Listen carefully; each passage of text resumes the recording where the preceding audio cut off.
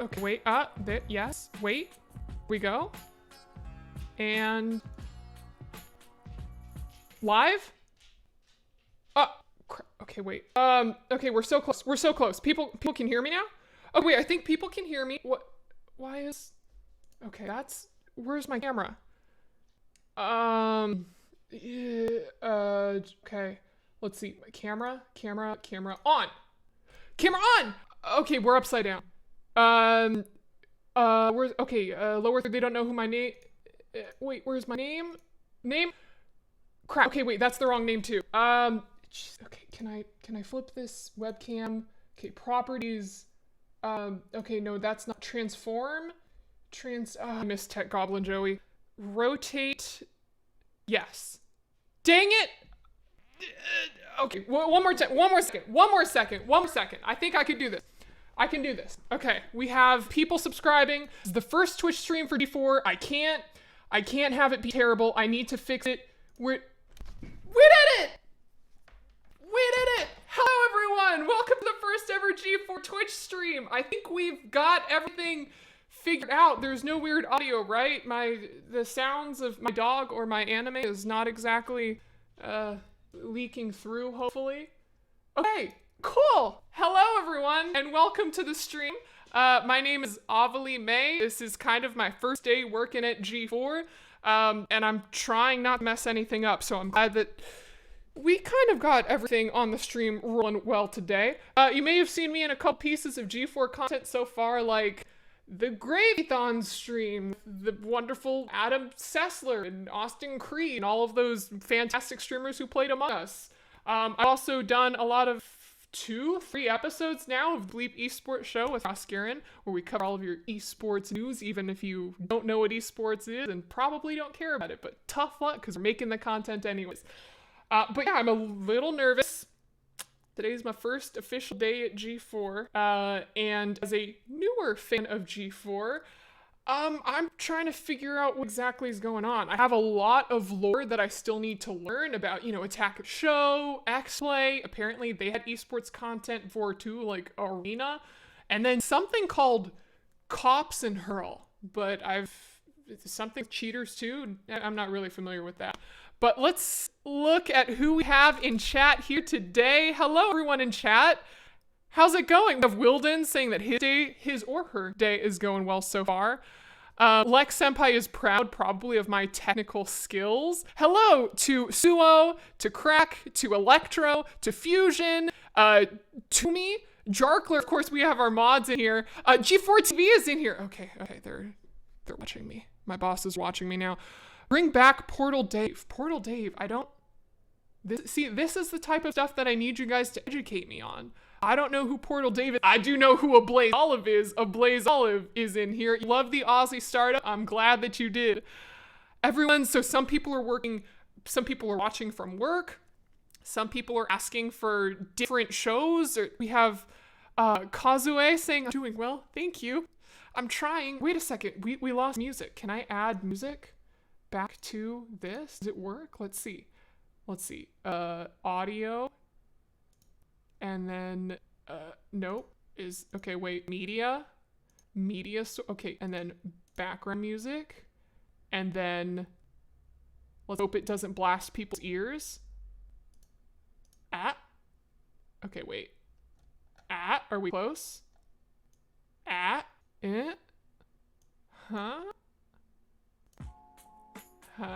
There we go. We got background music going on in the back, so now people's ears. G4 greater than G2. Hopefully Carlos doesn't see your message, man. Have you heard the pie dive from Attack of the Show? Something about Kevin Pereira in a maid costume? I'm kind of interested. Last 2 hours of work, so you're sleepy? Peepo, I'm wishing you the best of luck. Drink some coffee, chug some caffeine, stay up a little bit, because we are just starting the stream right now, but okay, so some of you guys have told me like what I should be doing. I still feel like there's so much more information that I need, and I'm not really sure if I'm like the best person to be giving you all that information. I need help. Like, G4 gods of the old, please assist me. how can I properly educate the masses if I myself am not currently educated? We need help. Who can help me? Who can teach me to teach you? Call for help. Frosk, we need to call for help. How do we call for help? Is there a G4 way to... Oh, G4, for the love of all that is good child, call someone that was there. I think... I have an email? Oh wait, I have email. Hi Ovilee, it's me Grace, your interim stream sitter. Congratulations on joining the G4 family. Look, I know it's your first day, but word on the street is that you were basically a fetus during the original run of G4. So the team and I thought that it would be a good idea if maybe you could spend a little bit of time today just doing a little bit of research, maybe Google some of the history, talk to somebody that was there. And if you have some time, maybe dust the cobwebs off of the G4 Twitch channel. Honestly, I didn't know G4 had a Twitch channel, but anyways, have fun with that. Maybe say hi to the community while you're there, if there's anybody left. I don't think we've fed anybody in a little bit, but anyways, yeah, just have fun with it. Don't get us banned. Okay, bye. Okay, so she's telling me that I need to be educating you guys or educate myself first, but now we need to call for help. And I think while I was opening that email, I got a text from someone that they can help me. So let's go ahead and give them a ring ding and see if they answer the phone. Ring ring, hello? Can you hear me? Hello. Hello, young person. Hi, it's Adam. Hello. I hear you're asking for G4 gods. I definitely don't have a celestial quality. I'm like the granny goodness of the network, which, yeah, if I ever get around to seeing that Snyder cut, I'll explain more. But yeah, it's a cool character. Anyway, how are you doing, Ovilee? I'm doing okay. I think I'm doing okay so far. I've been trying to set up the stream. It's a little bit more technically advanced than I'm usually used to. And I heard from, our interim stream manager that I need to educate myself about G4 and also educate the chat about G4 because I wasn't exactly what I am quite impressed with is that you have probably used the word educate and G4 in the same sentence more than I ever have heard in my life. So that's exciting. So, yeah, you know what? I'm going to teach you how to fish. Because if I just give you a lot of G4 fish, then you'd have to eat them really fast or they get smelly. So we're going to go G4 fishing. Perfect. Would you like to go G4 fishing? I would love to go G4 fishing. I have a tripod that kind of looks like a fishing pole, but I don't know how much that is going... Fishing comes from the heart. Okay, I can try to attach that to my heart, okay, but I'm not quite sure. Okay, now I always forget the young people are something of the literalist. So yeah, so your job today is to educate the youths on G4.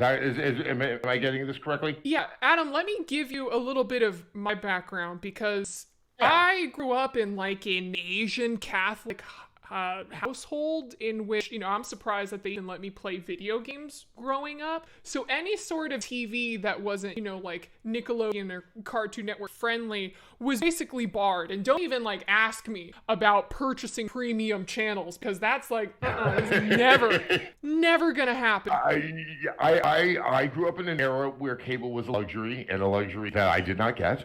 I lived off of UHF stations. There used to be more than 3 networks, but they're local. And that's how you got to see weird stuff, like the Twilight Zone and yeah, exactly. It's once upon a time, information went along these wavelengths. Now it goes with the tubes underneath the ground. Anyway, I completely understand. And I'm happy to fill you in with more than you ever will need to know about the G4. In the prior G4, because now this is almost the new G4, but it's B4G4, and that's with the letter B and the number 4, because it's like a homonym. It sounds the same, but it's that's the opposite of homonym. Anyway, okay, yeah. Why the number 4? Why was it 4 instead of a 5 or a 3 or a 2 or a 1? Why was it G4? Why was it G? I do not know. no one who worked there that actually preceded my being there, because it started as G4. I was at TV, and then there was a merger. No one could ever explain to me why it was G4. Some people thought it was like the four things that began with G, but like we could come up with like 2 to 3 of them. I could, games. I think there was girls, which is anyway. And then like what are the other two? Grapes or I don't know what the other G's were. So it could have also just been as random as the Final Fantasy title, like where like Freedom of Apocalypse or Zarathustra spoke to the Northerners. I don't know. I've always kind of assumed that they're just pulling like words out of a hat when they come up with the subheadings for a Final Fantasy game. I think this is actually or a Castlevania game. Sorrow of Contentment. Oh, that's a deep. I think this is a great time to ask chat what they think the 4Gs in G4 stood for. Yes. Because I'm sure, just like, I have questions for you, they have questions for just you. So nowadays, instead of girls, I think it's geriatric. And that's just, out of respect for me. I love it. We have, what was it? People were saying geeks, guys, gadgets. We have people saying that they watch G4 on Dish Network. G-Dodge, G-Dip, G-Duck, and G-Dive. I think those are pretty good Gs. But let me tell you what knowledge I have. What's G-Duck? Like, you're just putting a G in front of a word that doesn't have a G in it. I think that still works, though, right? Those are the 4 lessons. G-Duck? Dodge, duck, dip, dive, and then dodge again. Stop, drop, and roll. Stop. That's only 3. You can't say roll G more. stop. Stop, drop, roll more. You're on fire. That's, they never do tell you if the roll should be a continuous loop until what happens if you hit a wall? I've always wondered. If you're stop, dropping, and rolling because you're on fire and then you hit a wall, do you just start rolling back the other direction towards fire? Yeah. Yeah. There needs to be an addendum to that rule. Like, if window, then jump, or if wall, then flip. I think what we are demonstrating, going back to what I said, educating G4, we're not always like to, they didn't hold hands and walk into the sunset all that frequently. You don't come to us for safety advice either. So, you go to Gruff, because he's a crime dog. From what I do know, off of my limited G4 experience and knowledge, is that people come to you for game reviews, because you and Morgan Webb were killing it on X-Play, while there was Kevin Pereira, Olivia Munn, Candace Bailey, and a few other wonderful people who were doing Attack of the Show. And then Kevin Pereira also running like shows like Arena and stuff before. So there's so much G4 lore and history that I want to pick your brain about. Do you mind if I just start asking questions? Pick away at the brain. I just, I can't make promises about, you start pulling on one of the veins.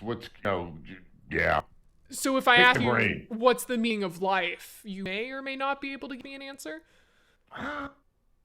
Let me work on that one. Okay, we'll save that one for later. Let's start with a show that a lot of people have been asking for more information about, which obviously we can't give them. We can only reminisce about the past. But yes, exactly. I'm going to start with Attack of the Show, because this is something that I've seen like bits and pieces of throughout the internet, whether it's like small little clips. And what I've basically been told is that Attack of the Show was the internet before the internet existed.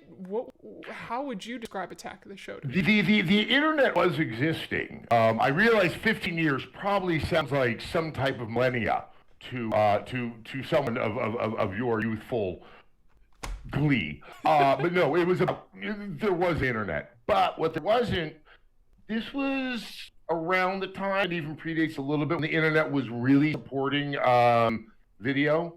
I don't know if you recall this. YouTube was once not owned by Google. It was its own thing called YouTube, and it was quite the novelty when it first hit. And what Attack the Show was able to do is to take a lot of what was happening out on the internet and kind of give you a nicely curated hour with a lot of wacky hijinks thrown into it. I'd say I've been doing a couple of interviews with Kevin since, they made me a real boy again last Friday. Oh, and congratulations to you, Ovilee, for joining. I guess congratulations for joining the G4 family, but I should probably check in within a month and a half and see if you feel it's more like, Texas Chainsaw Massacre family. I mean, we don't eat people that much, but, we'll find out. Times. Yeah, we had a show called Hurl. No, but it was like they were using Twitter to interact with audience. They had the Twitter board, and it probably sounds almost passé now because I think that you can't swing a dead cat without hitting some show that's like, let's look at a viral video. It was more than just novel back then. What was very interesting is for a lot of television executives, the idea that you're drawing content from the very thing that seems to be eating your lunch, because people were leaving television to go get content on the internet, seemed really counterintuitive. But obviously, that was kind of the beating heart of what Attack of the Show was. And in large part, that's, where the core of their success was as well. Wow. Okay. So I feel like I remember when I would kind of like wake up in the morning, get ready for school, my mom would always be watching like the Good Morning America or kind of like the View, whatever that stuff was. And it feels like their clips were always, here's like a puppy video, here's a kitty video, here's like something like this. But when I was going back, here's a dog on a skateboard, right? Like, oh, it's so cute. This is how you start your day. But then when I was looking through old Attack of the Show clips, there was one where it's like, hey, Japan made this video about girls' underwear flying through the air. And I'm like, this feels like probably the content that's a little bit more geared towards me while mom's watching puppy videos, right? It curated the right part of the internet. I like the keyboard cat, which probably got the most. It probably got more airtime than I did. Not that the cat did not merit it, but it was a way to sort of understand the role that memes were playing in life. That almost makes it sound like it's some sort of academic exercise on that show. No, it was like very postmodern and funny. Kevin in a maid outfit jumping into a pie, and I don't even know I have no idea what the rationale behind that was. It's like, I would be working, I would look up because you would have TVs everywhere that typically were showing either G4 or E, maybe the style content. E. This is just I worked in the same building as E for I don't know how many years. To this day, I don't know what a Kardashian sounds like. So it kind of talks like this: A, B, C, D, E, F, G, and that's just what I say when I'm done with the conversation. That's the most I've ever heard. I've seen the same episodes over and over again. Anyway, I would look up, and there would be some, tomfoolery was happening on the show. And I do recall the French maid outfit on Kevin jumping into a pie. And, usually I had a good sense of like, okay, so this happened out on the internet, hence it inspired this behavior. That one, to this day, I still don't know. There might be somebody in chat who actually can, because I wouldn't mind being educated as well. Yeah, chat, tell us if you remember things that maybe Adam doesn't remember, because listen, there's so many different pieces of content that you have done throughout your time with G4 and throughout probably like your whole freaking existence. Like sometimes I forget that I've done little bits and pieces, but chat always remembers. Yeah, it's like the internet. It's one of those like, oh no, we're not going to forget Sessler. Someone's saying, I remember Adam at the Matreon. Oh, the Metreon. That's when the show was extended play. That was at Tech TV. They didn't want to, I think, spend the money on set for us anymore and a crew. So we kept on shooting out in the field. And in the beginning, we were shooting it got to such a desperate point that like if there was a gas station like in San Mateo that had like a slightly functional Mrs. Pac-Man, we would shoot there. It was getting a little bit crazy. So, Metrodome was a Sony-owned mall, not anymore. It was in San Francisco at 4th and Mission. And they had a really bizarre arcade with some games there that I don't think existed anywhere else, except for one place in Japan.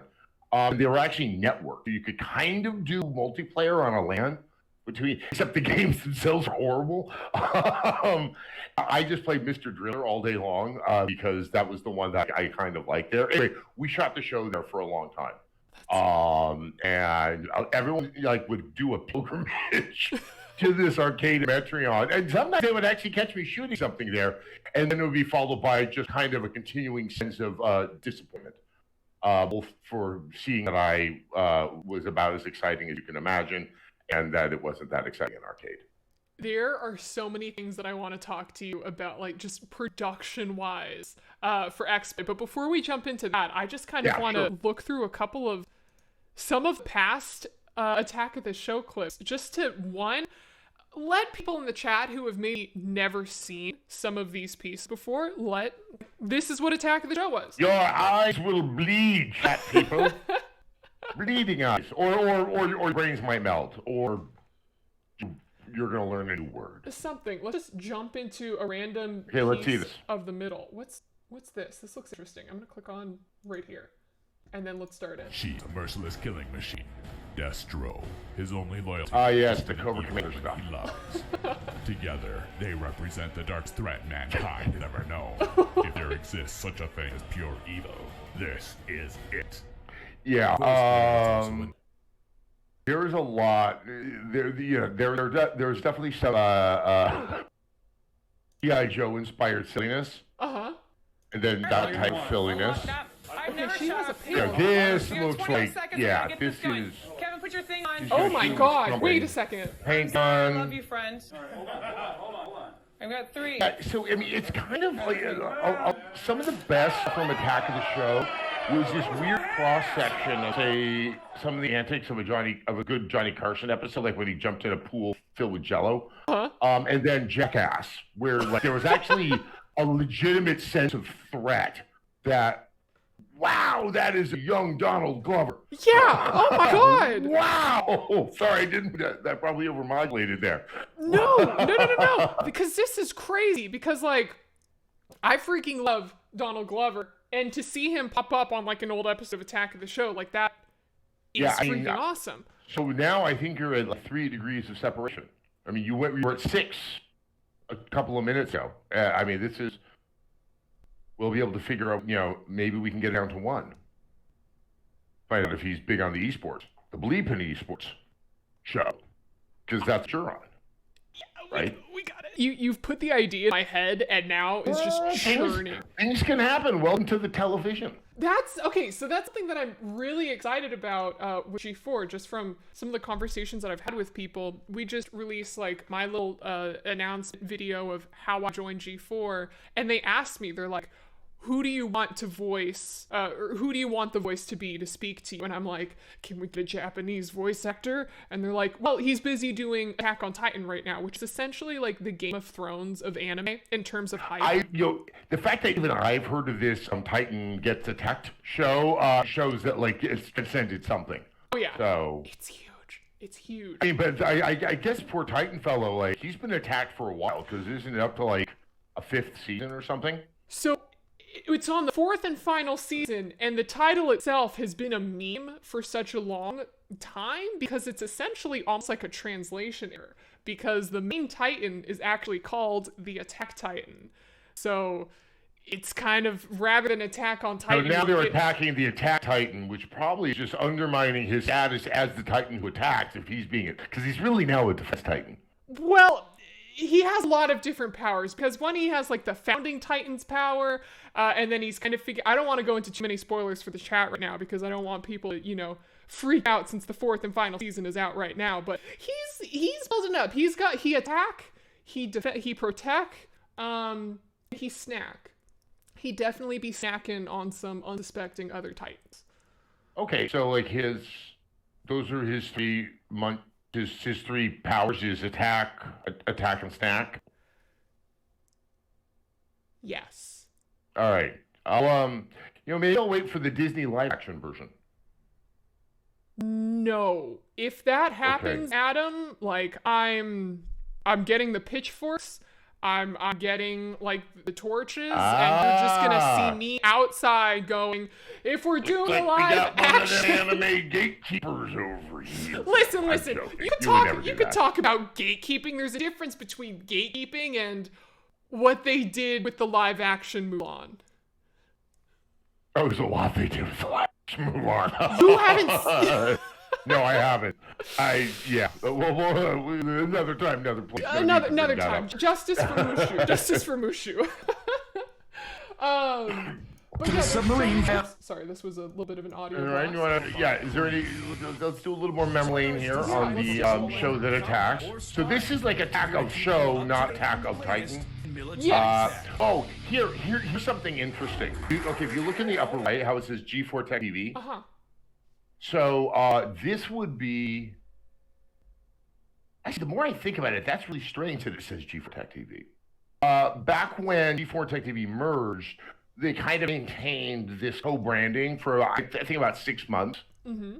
But that I'm almost certain was before Olivia came on board. So this is almost like one of those buffalo nickels without enough legs, or like upside down stamp or something like that. Uh-huh. Interesting. Kids, just kind of say this moment because this could be. Oh. This is like the double cats in the Matrix. We have someone in chat right now named G4 Rewind saying that that's the Canadian G4 Tech TV logo, as they kept the name for a while. Thank you, G4 Rewind. I know who G4 Rewind is. I think this gentleman and someone else named Spooey, who I think had been on the boards going back to the Tech TV, are like kind of the unofficial historians that we have checked in with from time to time because we forget ourselves. And that explains everything. A, why Olivia's there, why the newer G4 logo is being used. The original G4 logo was more like a Minecraft pixelated thing, and was orange on white, or was white on orange. I can't remember. Anyway, so yeah. Remember when I said you're going to learn more than is necessary? That was a moment right there. So yes, G4 Tech TV was available in Canada. Oh, I know that person. So she's Hi, giving Morgan. like X-Play updates on Attack of the Show? Right. There would be X-Play updates. She would go there, or she might co-host, because she's doing feed. So she would do feed sometimes, which is kind of rundown of important news. Sometimes they would touch on gaming. I think if Morgan was there, it made even more sense to touch on gaming. Sometimes they would bring me on. I think it's because they're like, Adam, this other guy dropped out. Can you call him and yarble about a game or two for a moment? And so I would do that. So I mean, there was like crossbreeding. We thought they got like a more powerful strain of show by doing that, but nonetheless, it was pretty much the X-Play set was on the other side of where Olivia and Kevin are standing. So it was like in the same area. Yes, and it was a very small set. As you'll probably see later, it actually had quite a low ceiling that you typically don't have on a soundstage. Mm-hmm. So even when I still had some degree of wispy hairs on my scalp, those low lights just kind of blew it out, and I just had like a fleshy yarmulke. If the camera was in the right position, we might be able to appreciate that. I imagine we'll be looking at some of those clips. Are these cell phones? Yes. Those are cell phones that they put LED lights in. Why? In terms of certain set design choices, that is the one that actually makes sense to me. I've seen other deadly choices. Kids, it can look really cool if you put water on a freshly painted floor. But if you're using oil-based paint, you have now created a deadly surface that, if stepped upon, OSHA will come a-calling very quickly. So, yeah. I nearly died one time. Off of heat? What? Yes. Oh, no, sorry. I can poke my eye out with a pillow. I have done it. If you see me, just give me a wide berth, because just danger corrals around me. It's just, it's just words to the wise. Have you seen But those yes, giant those are hamster balls, inflatable hamster balls? Because we could just put you in. Oh, well, actually, I would like that thing that kids like before they can walk. Like it's like a big bumper thing, and they're just kind of like, oh yeah, the switchies, yeah, the scoochies, yeah. Yeah, I completely want that. Yeah, that would be good. And then I feel and like you can hear me coming, and it's like, oh, we're gonna run away from Sessler, because I'm like, And then you just Be have my like those little friend. bouncy things. It's good. I think it's like good to build like knee strength as well. Yes, and mine will probably give out someday. That's why you have the support system that's built into those things. Where like Exactly. built-in bounce. It's kind of gyroscopic or something like that. We've got it all figured out. Someone's in here and someone's going to be taking notes and building this for you. But okay, cool. So that was Hack of the Show. Pat, do you feel pretty caught up and edumacated, as Adam said, on Attack of the Show? 'Cause I feel like I know a lot more. And from what I understand, it wasn't always Kevin and Olivia. There were also people like There was Candace Candace Bailey, Bailey. who was one of Sarah Underwood was one of she was a correspondent that was wonderful, and I know a lot of people were fans of hers. A lot of names went through that show. Like I said, you ever so often I showed up and I was like, hey, and then we'll go away. But it was the other thing that's neat about Attack of the Show is that it's a type of show that once existed quite frequently, and it started to go away from television, which was kind of the fun, darkly whimsical is how I would describe it, but like where it's a hosted show, you kind of show up for the personalities, for what is going to happen. And those shows, pretty much are relegated to late night. David Letterman, Jay Leno, obviously all based of what Johnny Carson accomplished. But they kind of took that, put it in the afternoon for obviously a younger demographic, and it's oddly familiar, completely its own thing all at the same time. And they're really, I don't think you can point to many other shows, both of that era and at any other time, that were like it. It was very much its own thing. Yeah, and I feel like that's why it's held a special place in so many people's hearts for so long. Because I think from what I read in like the Discord and the subreddit, by the way, G4 has their own Discord and subreddit, so why don't you head on over to reddit.com/r/RG4TV. Yeah, I did a video where I was in the game Rust trying to sell that subreddit and Discord and Twitter. I just kept getting, I got shot in the face a lot. That's intense guerrilla marketing. Like But it's like me, I'm all like alternative ways of marketing. Pre-COVID, and maybe I can even show you this video later.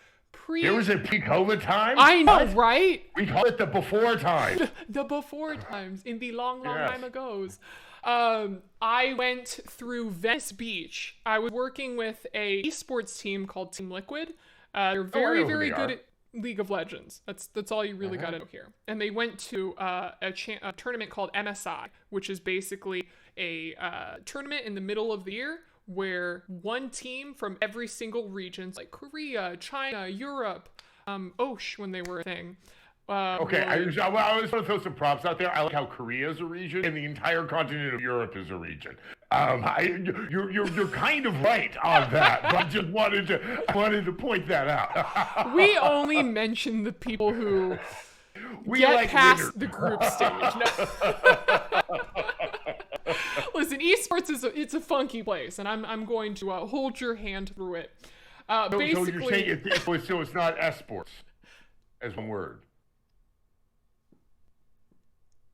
All right, and that was Adam. He joined us fashion. Yep. For today. We're just gonna go ahead. The Grim Reaper calling. I need to check in. But yeah, I walked through Venice Beach, as I'm sure you're familiar with Venice Beach. A lot of other people are from movies and media.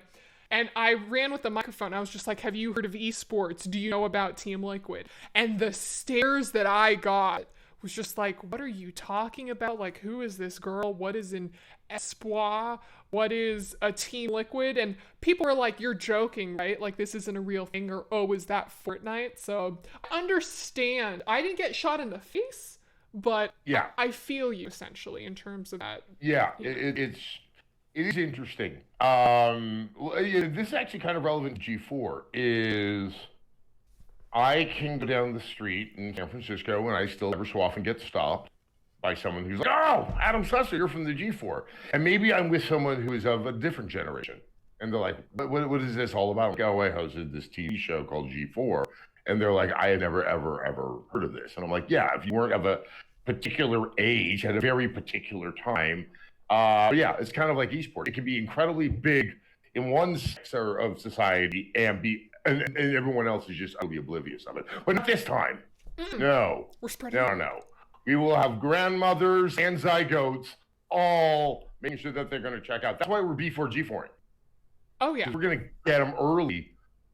My 80-year-old grandmother knows more about the LCS, which is League of Legends championship scene. She knows more than like maybe half the people that are on Reddit every single day. She knows when they're taking each player's Is this just by being in close proximity to you, or she's just like, I'm down, and like she actually inspired you to go do She's LCS? both. She'll see me interview someone because I did interviews for the LCS, and she'll be like, oh, that's a little double lift. Oh, he needs a better haircut. And just like rips on these poor players who are, again, like anywhere from the ages of 18 to I think like 26 or 27 is one of the oldest players. No, they're gone. So I think like the oldest player is probably around 24 or 25 now. So she's like, oh, this one's sweet. This one's sweeter. Oh, is this one available? He looks cute. Can you date him? Grandma, no. You're going to inspire the fanfics, Grandma. But she's going to watch this and she'll love you too. Ovilee, I think your grandmother, when COVID is over, needs to meet my Korean mother-in-law, and they will have a blast together. So we'll bring him to a taping of something. It's just it needs to happen. It has yeah, to. it just needs to happen. And both cases will be like, oh.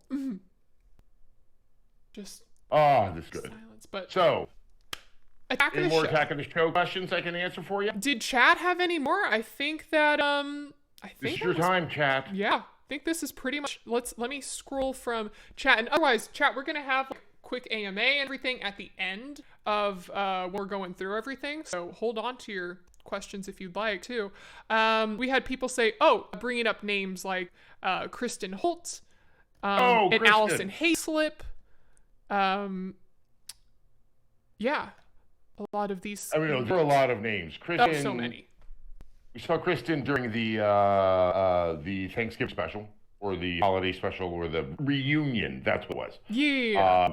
And in all honesty, like, she's such a wonderful person, but also insanely funny, and she had me in tears during that taping. So anyway, hi Kristen, if you're out there. Hi. And she was on a show called Cheat.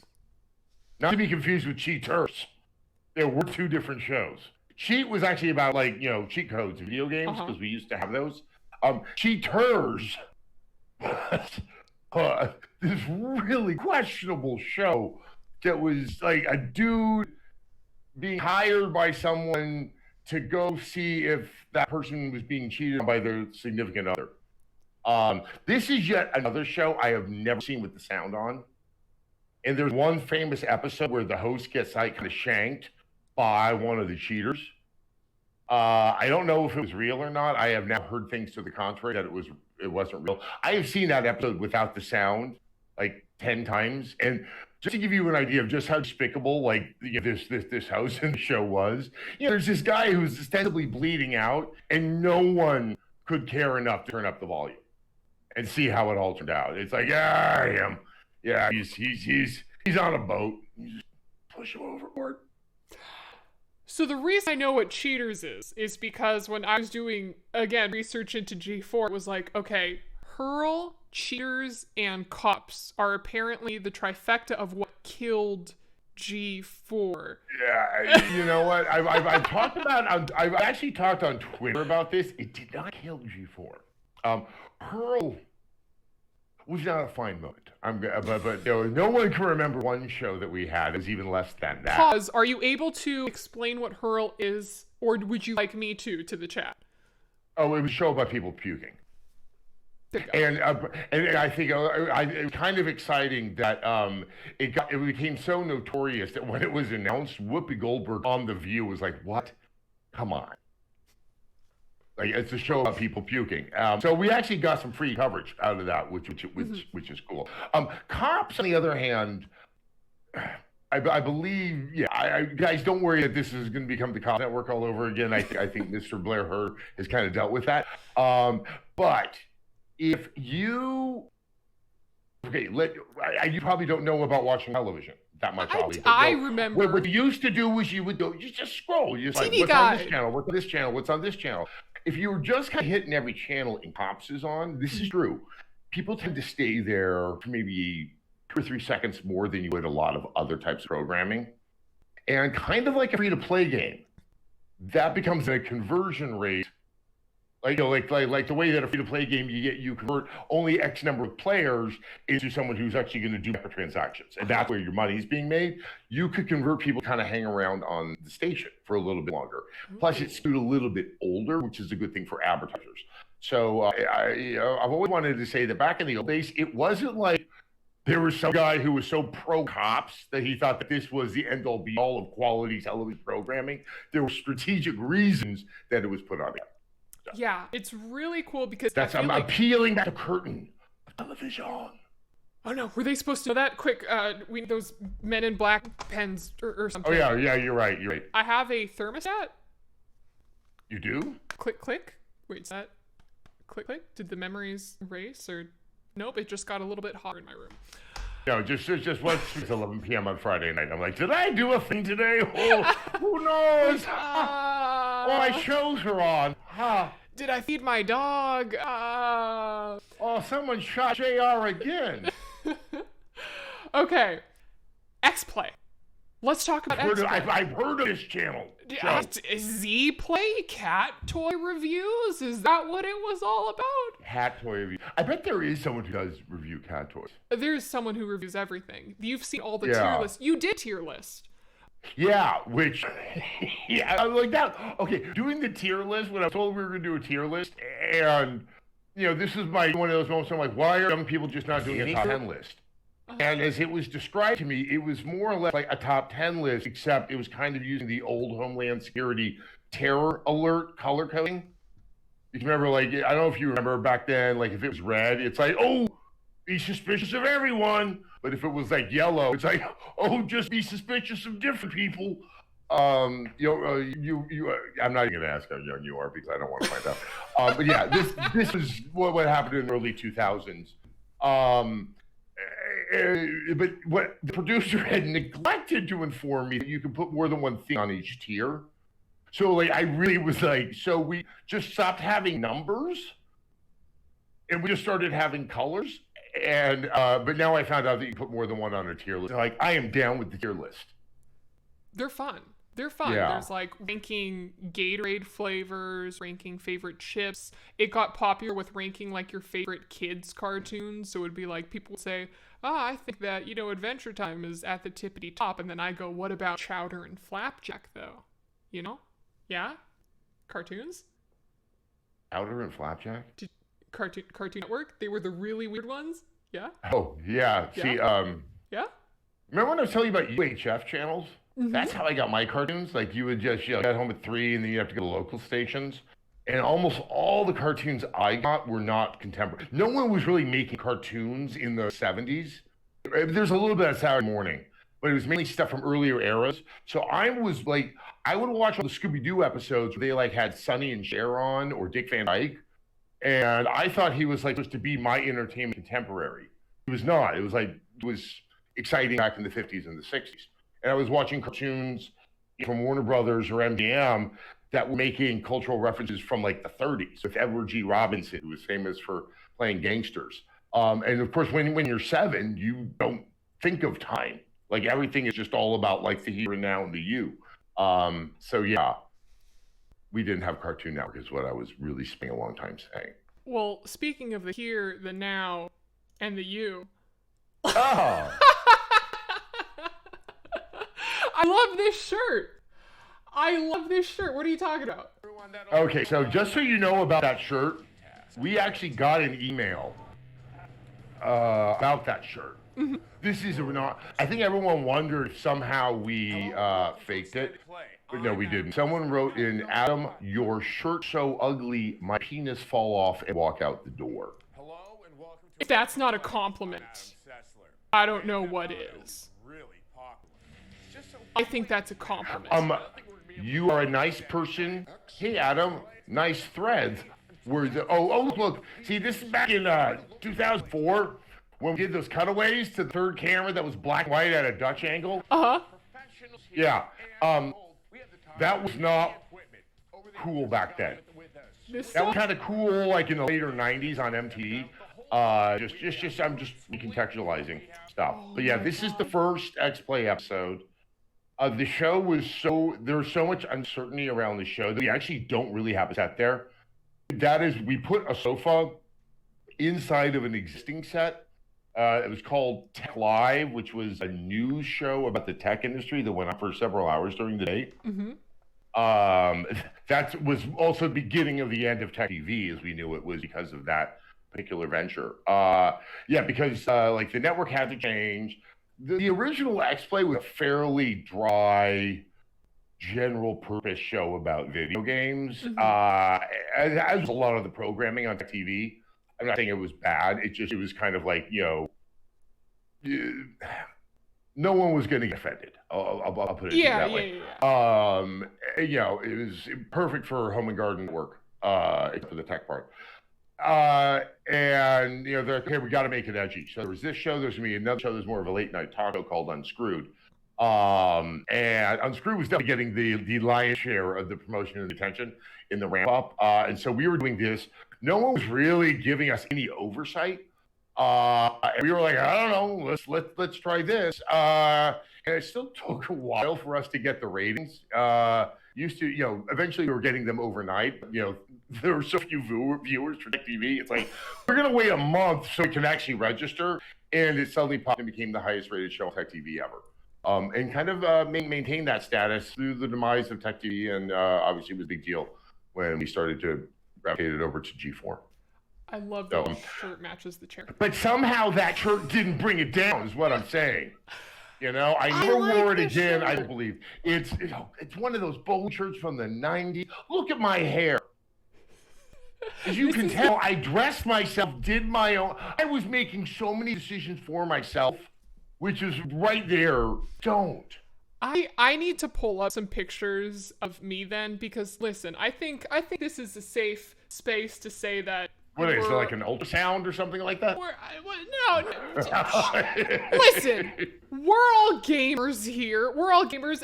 Maybe we spent a little bit more time This is the first X-Play review. I produced this and wrote it. It's called Tao Feng. It was supposed to be a really big deal fighter. Some of the former Mortal Kombat teams. I don't think it was Ed Boon. Ed will tweet me if I'm wrong about this. And this was my first attempt to try to do kind of funny. So I just kind of made fun of the name Tao Feng. Just doesn't seem to work all that well. Like Beef Gone Bad, the game is truly jerky. Modern fighting games should be a whole lot more fluid than this. Tao Feng seems to be monitored. This is the beginning of something like it. We had no idea it was going to work at the time. It worked. So that was the other thing. We didn't know if it was working because the primary response we got from fans, lowercase f, was, this sucks, you're trying to be funny, I'm cringing, blah, blah, blah, blah, blah. Which, this is what, you've probably gotten this already, not even by virtue of being on the G4, is the haters will always be there, and like the inclination to give the haters, like, because there's one hater, you think, well, he must represent 1,000. No, it's just a jackass representing himself, which is a jackass. Because as I said, we actually have a lot of people who like this. So this is the beautiful thing about the internet right now. And if you speak with... You just said beauty and internet in the same sentence, as well as the educating G4. If it was not for the internet, do you think that someone like me would have a place in this world? Probably not. Okay, that's actually fair. It's not even right that I got a place in this world, even with or without the internet. But probably the lack of internet when I first tried out for the show was like, oh, I don't know who this guy's. Well, I'll say this because I think this is the beauty of the internet right now. Because people started to know who I was because I would make really weird videos about esports, and no one was doing that. So a lot of the response that I would get is, oh, this is cringe, or oh, she's trying too hard. And that would be from the select few. And then kind of like you said, there is like a huge group of people who enjoy like weird, cheesy style content who do support. So something that's great about the internet right now is that there's this thing called post history, so it's very easy to prove. Let's say Big Boss Man G4 says, Adam, I've seen like negative comments on every single piece of content that you have made this month, therefore goodbye. Like, we're replacing you with the youth, we're bringing Ninja in. You can go to wait, he's the one that doesn't like to be with the ladies, right? Didn't he say something like that? Yeah. Yes. Yeah. Wow. We're His name is replacing you with Ninja, and he's stealthy, silent as night, and don't like ladies. That's like, oh, feel bad for his manager. Yeah, not great. But with post history, you can click on that individual and see, oh, wait a second. It's not multiple people who are commenting negative things on the videos. It's just this one person. Screenshot that and send it to Mr. Bossman and go. Yeah, actually, Ovilee, I actually helped start a tech company that did that as well. We created a machine learning tool that could actually gauge sentiment when people talked about video games. That way, yeah. I became so concerned because what you just described, I'm not saying G4 did this, and I'm not saying G4, I know G4 won't do this. But there are game companies where you can get executives who are so insulated and aren't kind of down in the weeds and Reddit and the subreddits and stuff like that, we'll start to see the negative reactions and make exactly what I just described, that if there's 5 negative things here, all being angry about the same thing, that must mean there's 50,000 people or something like that. And there have been material changes made to consoles and to video games. And I wanted to figure out how can we become a little bit more empirical before that massive decision gets made. Insane. See, older reference that I can bring up. Isn't that how like the FCC went so crazy with the Super Bowl thing, where a boob got shown and then there were like a few people got you know upset? what? This is okay. That is a great example. The only thing is that was an organized campaign of people who decided to get angry when Justin Timberlake didn't he just like say something with regard to that didn't do him any favors with the thing with Janet Jackson at the Super Bowl? Here's a fun thing. Gen Z hates Justin Timberlake now. He sucks. According to Gen Z, sucks. I was already so old when this guy I guess got kind of burped out of the Disney Channel that I have yet to ever form an opinion. It's like I'm still caught up on sort of my attitudes towards Donny Osmond because I think he treated his sister terribly. And the chasm between us widens ever so far. Not the one who bit the head off the bat. No, that's Ozzy Osbourne. Couple syllables away. Just a couple. Donnie and Marie and Ozzy. Actually, I think what we learned from that Ozzy Osbourne show was he lived next door to Pat Boone, and they love Pat Boone. I have met Pat Boone on several occasions. You would think that I would not think he's the nicest guy in the world. He is the nicest guy in the world. I don't think he and I have a single thing in common, but he was a very lovely person. You're like, who is Pat Boone? Singer from like 50s, early 60s. As my mom once explained it to me, that when you were a kid, especially a girl, you could either pick Pat Boone or Elvis. And it said a lot about you, and it was kind of like, you know, what's that thing that happens with society girls? They have it's like a coming out party or something like that, like a cotillion or something. Debutantes? Yeah, that's a debutante. Yeah. So it's kind of like that was like that big like, okay, choose your path, Elvis or Pat. Anyway, I remember learning about Elvis through Lilo and Stitch. That was how we learned about Elvis, because they had the records at him. They had Stitch would touch it, and he'd open it. I actually know what Lilo and Stitch is. I really like that movie. It was really, really good. Okay, wait, we're supposed to be talking about X-Play. Yeah, we were talking about X-Play. Do you have any other clips? I do. So, I have a so ton I can of stop clips. looking at this version myself? This is like first episode. This is what I wanted to ask you. Okay. At what point, or like, what was the time period that you were at what is now known as the LCS studios? Because for people in the chat, those were the first G4 studios that I was at. Those were that was the primary hub of G4, not at inception. They were somewhere in Hollywood, I believe. I was not with them at that point. But when all the Tech TV people came down, we were at that facility on Olympic. That's where you worked. I think. Yeah, I bet you that you have some clips here that have some of the stuff there. So I'm gonna start digging through. So I think it was zombie episode I mentioned. Yeah, let me look through the zombie episode. And I'll explain it real quickly. Oh, I have a great story about that Rainbow Six segment. This one? Yeah. Here, This was also in our first episode. There was federal marshals that were kind of teaching us how to do, like, the logic of, I guess, raiding and arresting people, because this was 2001, and that's 2003. One of those. Anyway, 2003, 2004. But one of the levels, the multiplayer levels in the Rainbow Six for that year was based on an area in San Francisco.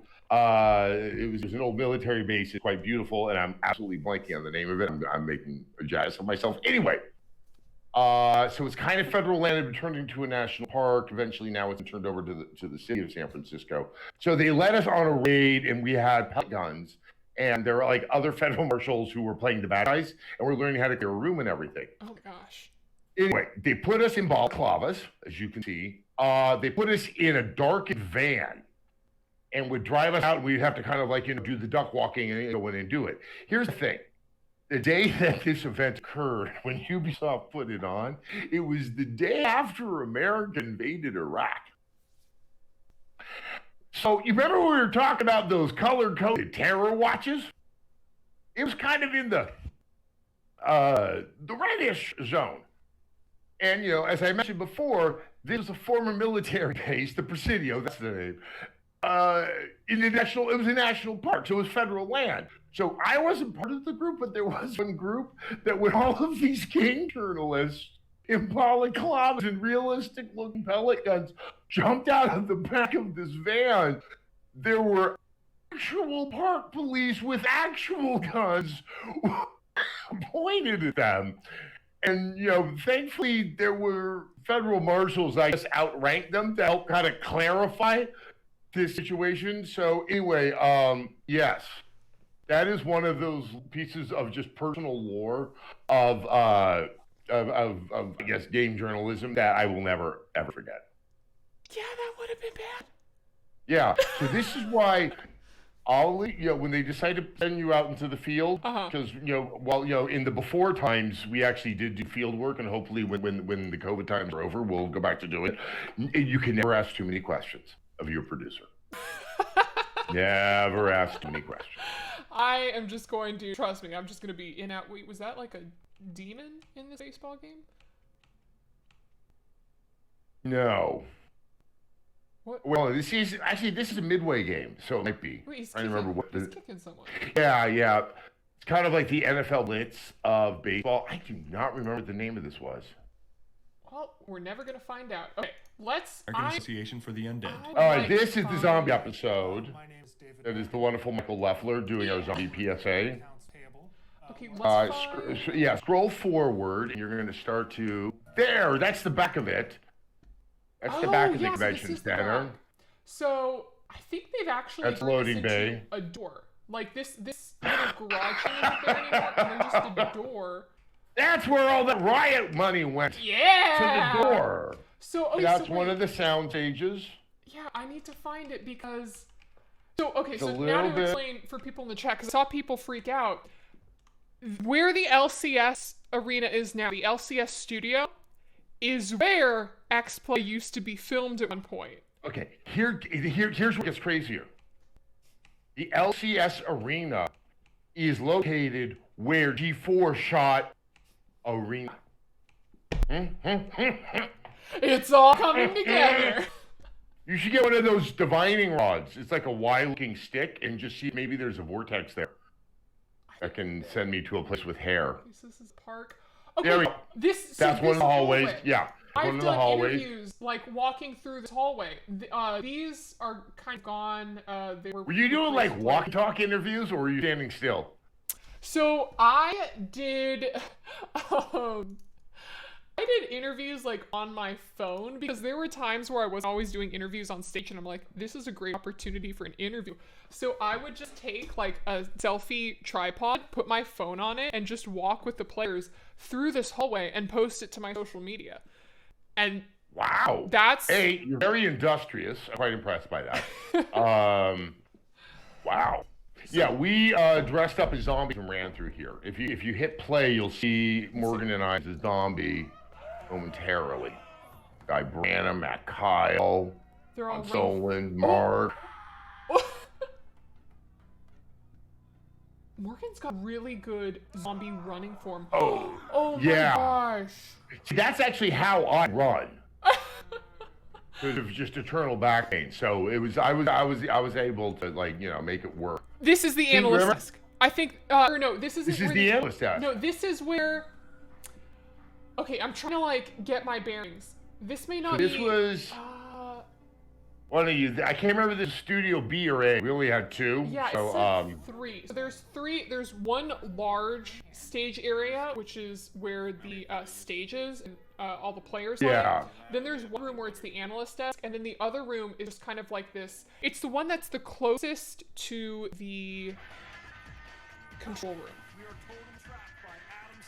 we actually did we have two control rooms? I cannot remember. So there are two. Yeah, this is the one that definitely had a built-in control room. Yeah. Yeah. Yeah.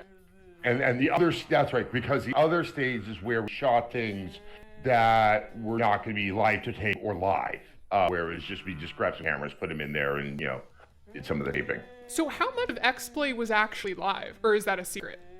No, there was almost no live. Oh, okay.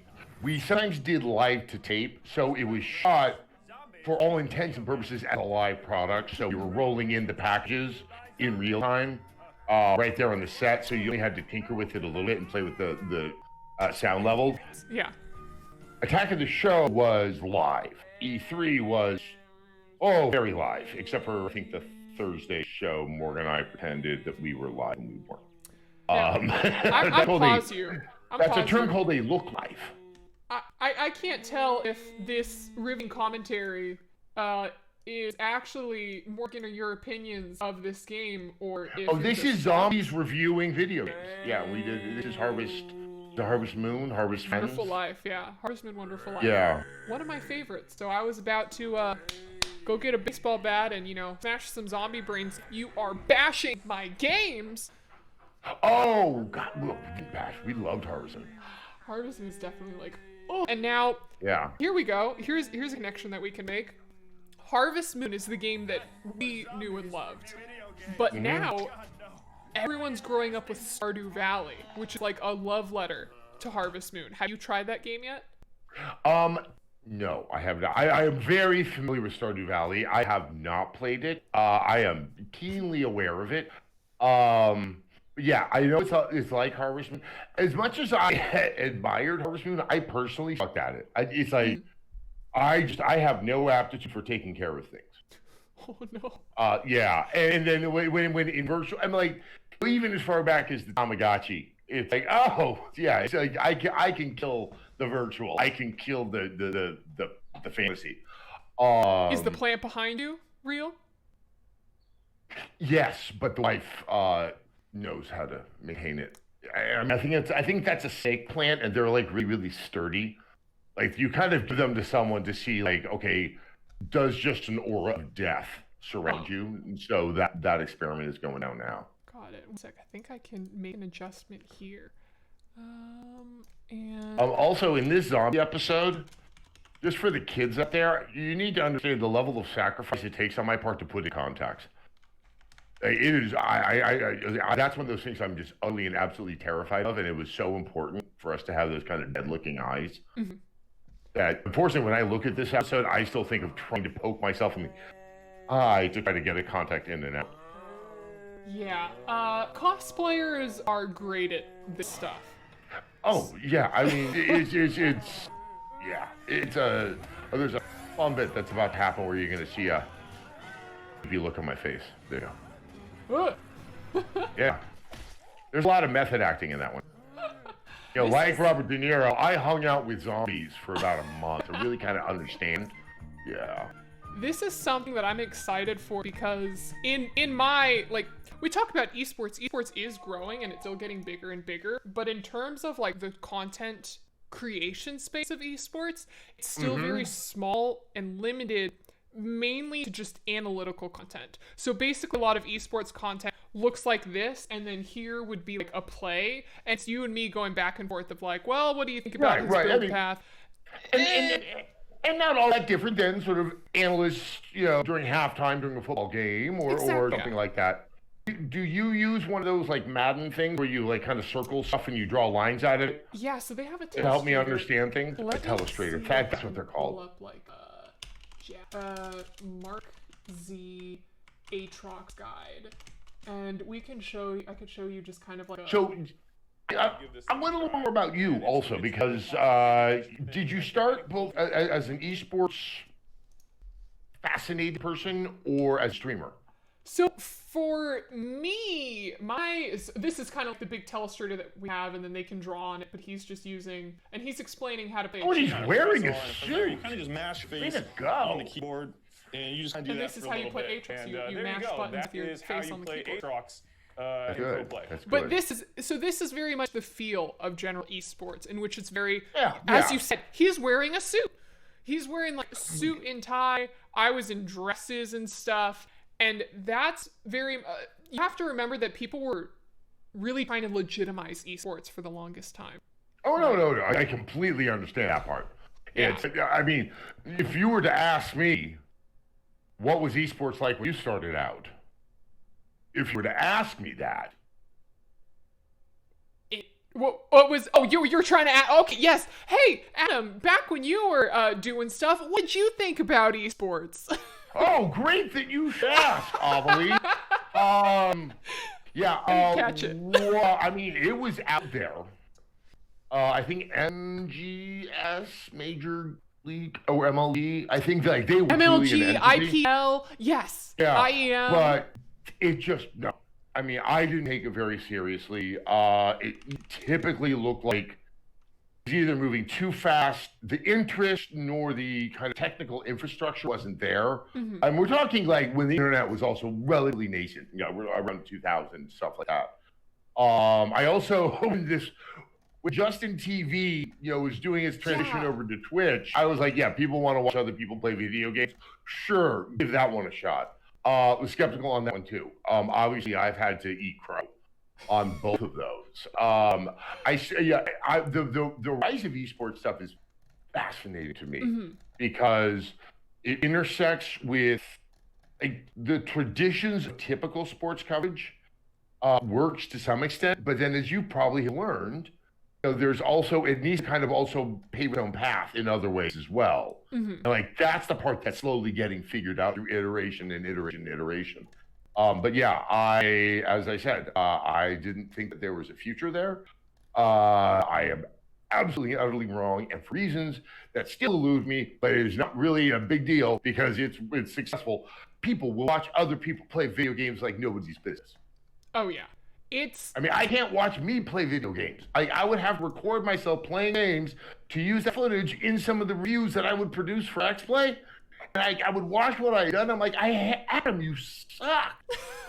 Why can't you just solve the puzzle in an efficient and aesthetically pleasing manner? Instead, I'm like, I'm going over here. I'm going back over here. Yeah. So that's one of the things that baffled me. Just kind of like coming on to G4 and speaking with, some of the producers and saying like, okay, cool. So if I was to say, hey, I want to do a game review of Stardew Valley, What's the deadline of me submitting gameplay files to you, the voiceover files, the script to you, and this and this and this and this? And they're like, no. We have writers and we have people who will pull the stuff. And I'm like, but you just need me to show up and read a... What? I'm like, baby, another chasm is now opening up between the two of us. Yeah. Ask me away. We've talked about it. We've talked about everything. Remember you were talking about how Titan gets attacked, or whatever that show is? Mm-hmm. You said like Titan has all these skills. Yeah. Titan only needs one skill.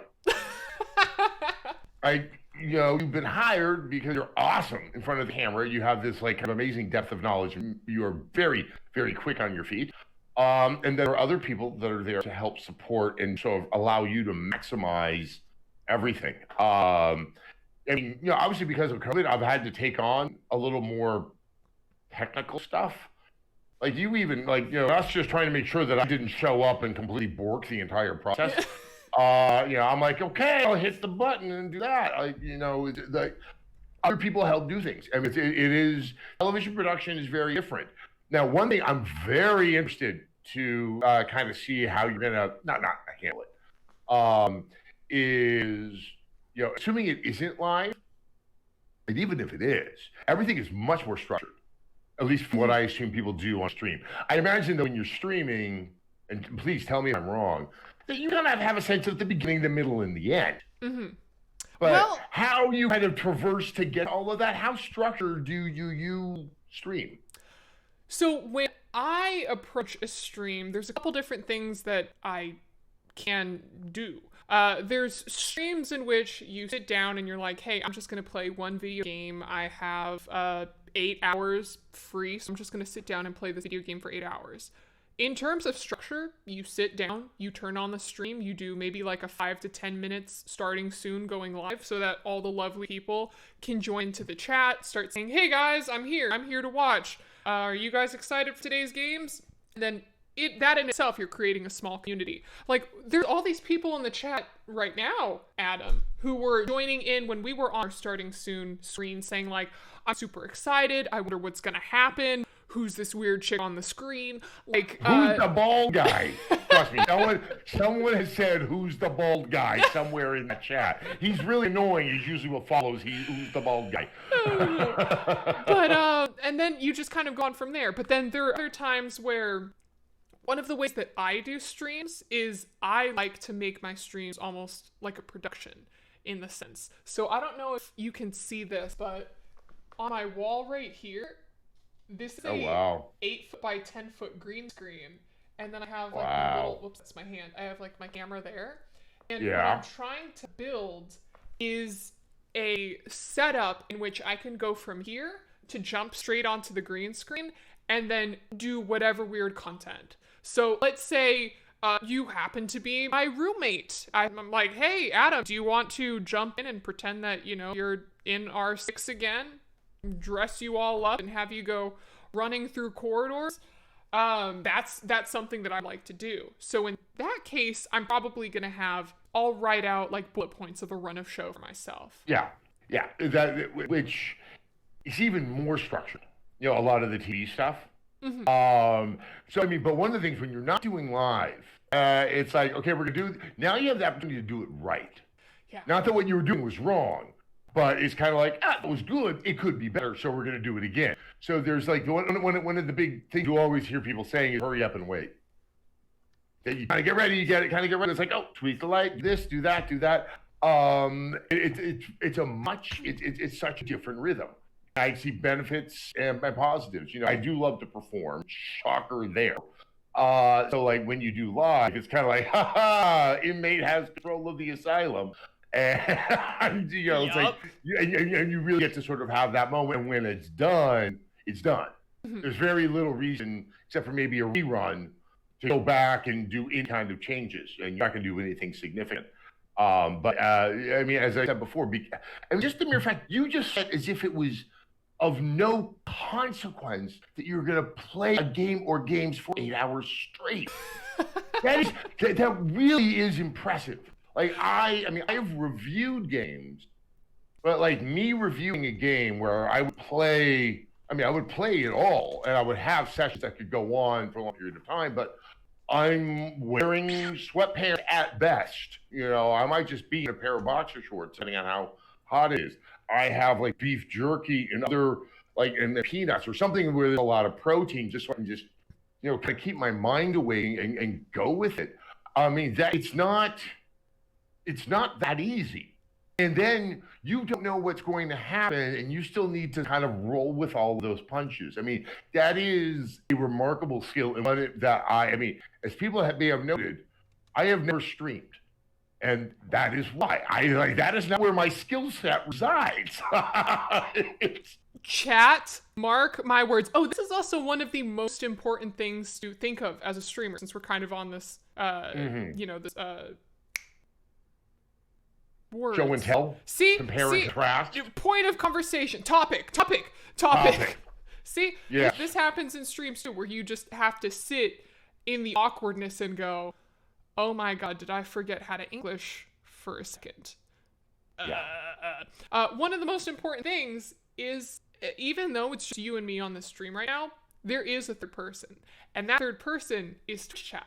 Because Twitch chat, while, multiple people, they are essentially your community and the people that you're speaking to and you're interacting with.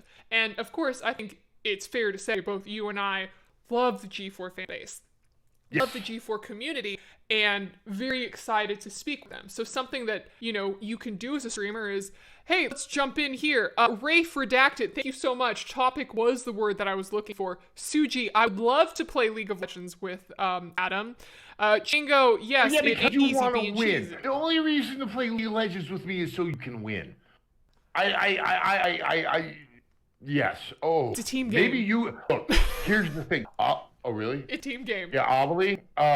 If you can get me to understand League, let's set a goal, 2025. Okay, by 2025, if I can function with a degree of competence during a League of Legends match, you will have accomplished things that, I'm trying to think of some sort of great accomplishment thing. What was it, like the Hindenburg?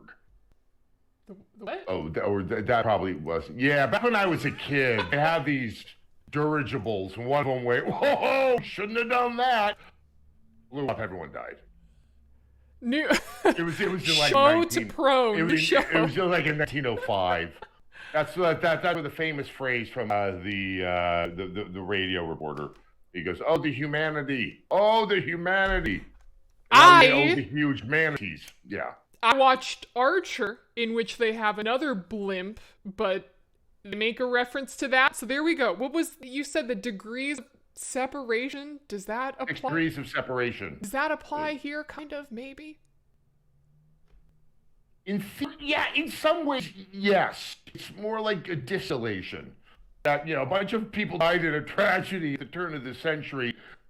It sort of makes its way through pop culture knowledge into an animated television show and educates the Gen Zers. Are you a Gen Zer? Is that what you are? So I fall in this really weird niche category where I'm not in Gen Z, but I'm also not exactly millennial. I fall right between. Then you can be an honorary Gen Xer because that's what we were. Mm-hmm. And it's actually a pretty fun generation to be part of because we're just kind of like, we're too much a low birth generation to have any type of significance whatsoever on the direction of a country or anything. So we just kind of sit around with, usually a martini and shrug. I watched TikTok. That's very much a Gen Z thing. But I watched a TikTok this morning where it was like explaining what the Zillennials or whatever this middle group is. It's like Gen Zers are these kids who are absolutely crazy and ready to just burn a city down and then jump off bridge. Like that's I'm that's the chaotic. That's the chaotic evil. Ghost spirit I'd like to see in our youths of today. That's the chaotic evil. Start up. We're just burning. I'm actually kind of Yeah. Yeah. And then you have like the millennials who unfortunately got, they got screwed over quite a lot. Well, aren't they killing everything? I think they killed toast. They're killing everything. They're killing housing markets. They're killing because, they're eating too much avocado toast, where they're just kind of like not the chaotic good maybe, or, something there. And then what you have for the Gen Z, Zillennials things, that's like your chaotic neutral, where it's Who's saying Zillennial? TikTok. Okay, but I was just like, we have to figure out who this branding department is for generations, and like, once they get to Zillennial, like that's where stop. I mean, Gen Z made sense. The other thing is because some idiot decided to call my generation Gen X, they were like already at the end of the alphabet. Did they think that no successive generations were ever going to emerge and that we were going to get to Z pretty fast? Like, where do we go? Is it beta? Do we go to alpha? What alphabet did we start with? What alphabet letter did we start with? X. It just started with X? It didn't... Yeah. So there was no because ABC. They decided that we were like, my parents just looked at me and my friends and went, I don't know what to think of you. And so they were like, X. Let's call him Ben X. No, actually, this guy, is it Douglas Copeland? Someone in chat must be old. I think it was Douglas Copeland. Wrote a book called Gen X. And it was like a big deal. It was kind of like, it's one of the generational books, like On the Road. Or... like the Hungry Caterpillar, and so Gen X kind of suck, even though like that book is just. I wish I could write something like that and kind of cash in like he did. I'm going to show you. Okay, maybe not that. I'm trying to look through. I'm gonna try to show you some of like the weird content that I've done that appeals to, like the Gen Z, because it's a trip. So for anyone who's in chat Did it involve full sentences? No. I knew it. I knew you were going to say no. See, that's the whole thing. I feel like your generation is talking these guttural tones that like somehow have like these resonating nuances that like, and I'm like, I'm an old person. They're talking in code. We need to round them up. Wait, I can show you this, but I can't include audio. Splitting firewood. The what Gerber you learn apocalypse about Twitch is that they have this thing called DMCA now, where you can't play any music. Yeah. So let me show you this, and tell me if this background looks familiar to you. Oh yeah, that's it. So this is the outside of the LCS studio, but also the outside of the old X-Play studio. This is very much.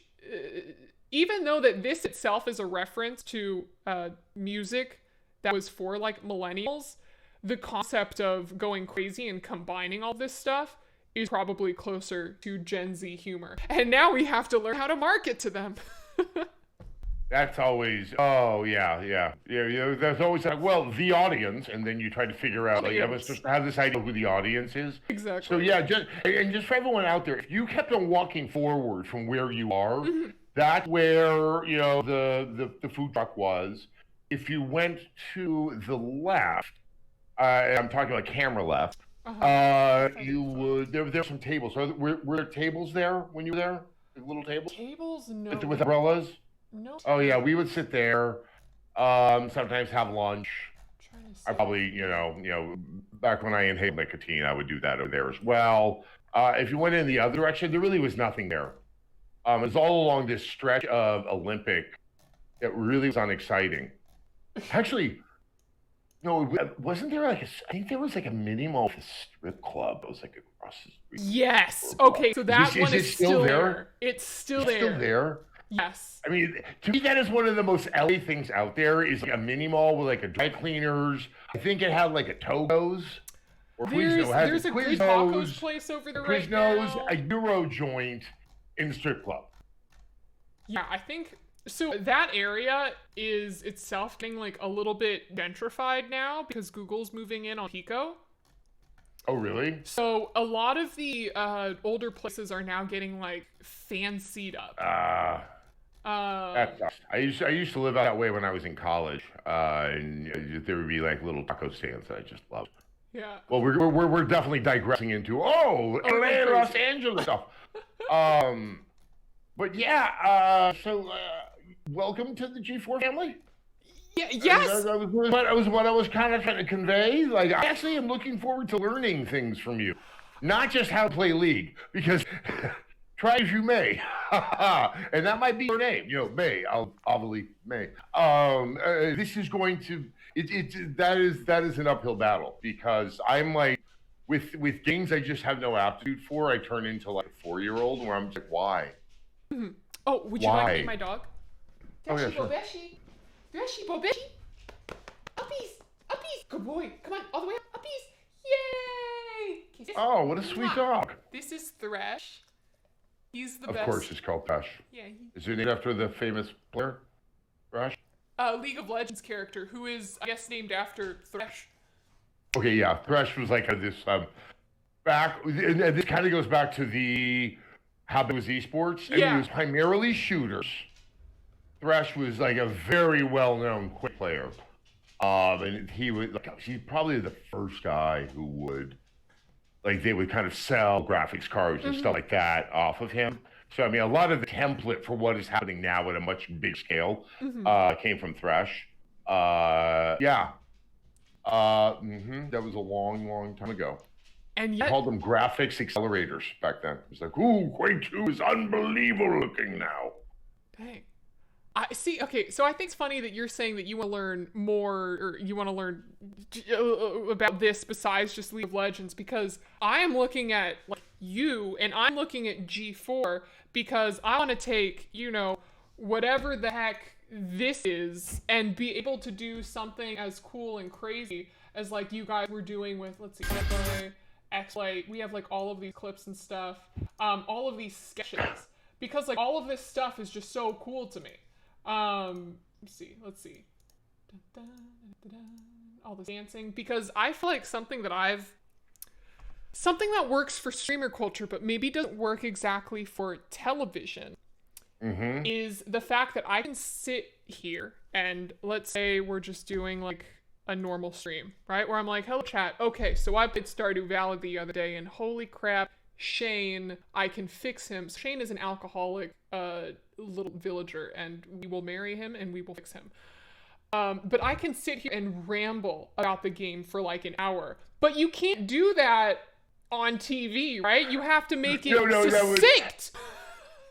Yeah, well, there's both the sense that you are committed, yet a very weird thing about TV, and this is just absolutely contrary to all the logic of television, is X-Play had to be 24 minutes, 30 seconds long. It cannot be shorter. It cannot be longer. And, and if you think about it, like, with newspapers before the internet, it's like you get X number of words or X number of inches. Once again, it cannot be longer. It cannot be shorter. And that can both be a challenge, but sometimes it can foster a lot of creativity out of something like that. Yeah, it's some things work on TV that don't work on the internet, and vice versa. You get to be a lot more intimate with your audience on the internet, as you probably are like known from streaming. Like OnlyFans. Community for you is not an abstraction, whereas the audience, when I was doing TV, you kind of had to kind of triangulate things to get a sense of who they were, what they were like, because like even like Nielsen ratings aren't like 1-to-1. It's not like what you get off of YouTube, where you like kind of know like exactly the number of times people have watched that video. It's a sample with Nielsen, and so you're kind of like, well, we think this means that this number of people, because this number of actual Nielsen families watch the show. We now extrapolate from that there must be 5 million people watched during the 8 to 9 o'clock hour. And so like once again, like the way that you thought of the audience was quite different. But yeah, you get to do sketches. Sketches are fun because of exactly what we were talking about earlier. Someone else writes it, and a lot of people have their hand in it, so it can really be finesse. So you can get the comedy, you can get the rhythm right, so that people are laughing. Can I? Which is a very, very hard thing to do when you're just one man show.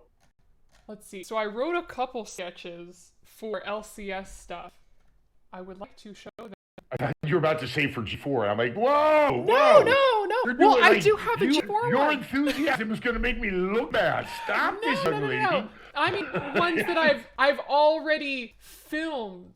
And I want to see if kind of like it makes sense, because one of the things that I've been trying to figure out is how to communicate esports to people who just do not know anything about it or don't have too much of an interest.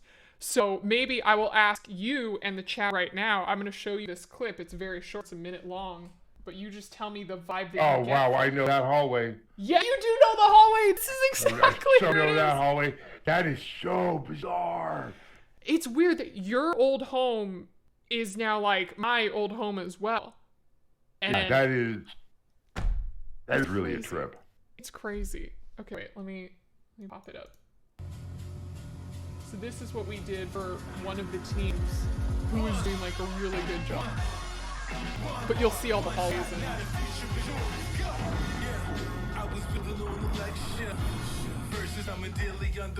Those evil geniuses, that's one of those teams, right? Yep, that's a team. And this person is a I know. CLG team. They aren't as important though, unfortunately. This is TSM. Mm-hmm. And then this, on the ground, this is Team Liquid. Did they lose something? Oh, they were at the tip top, but then there's this team called Cloud9, and Cloud9 absolutely just like stomped. Oh, I think even I heard about this.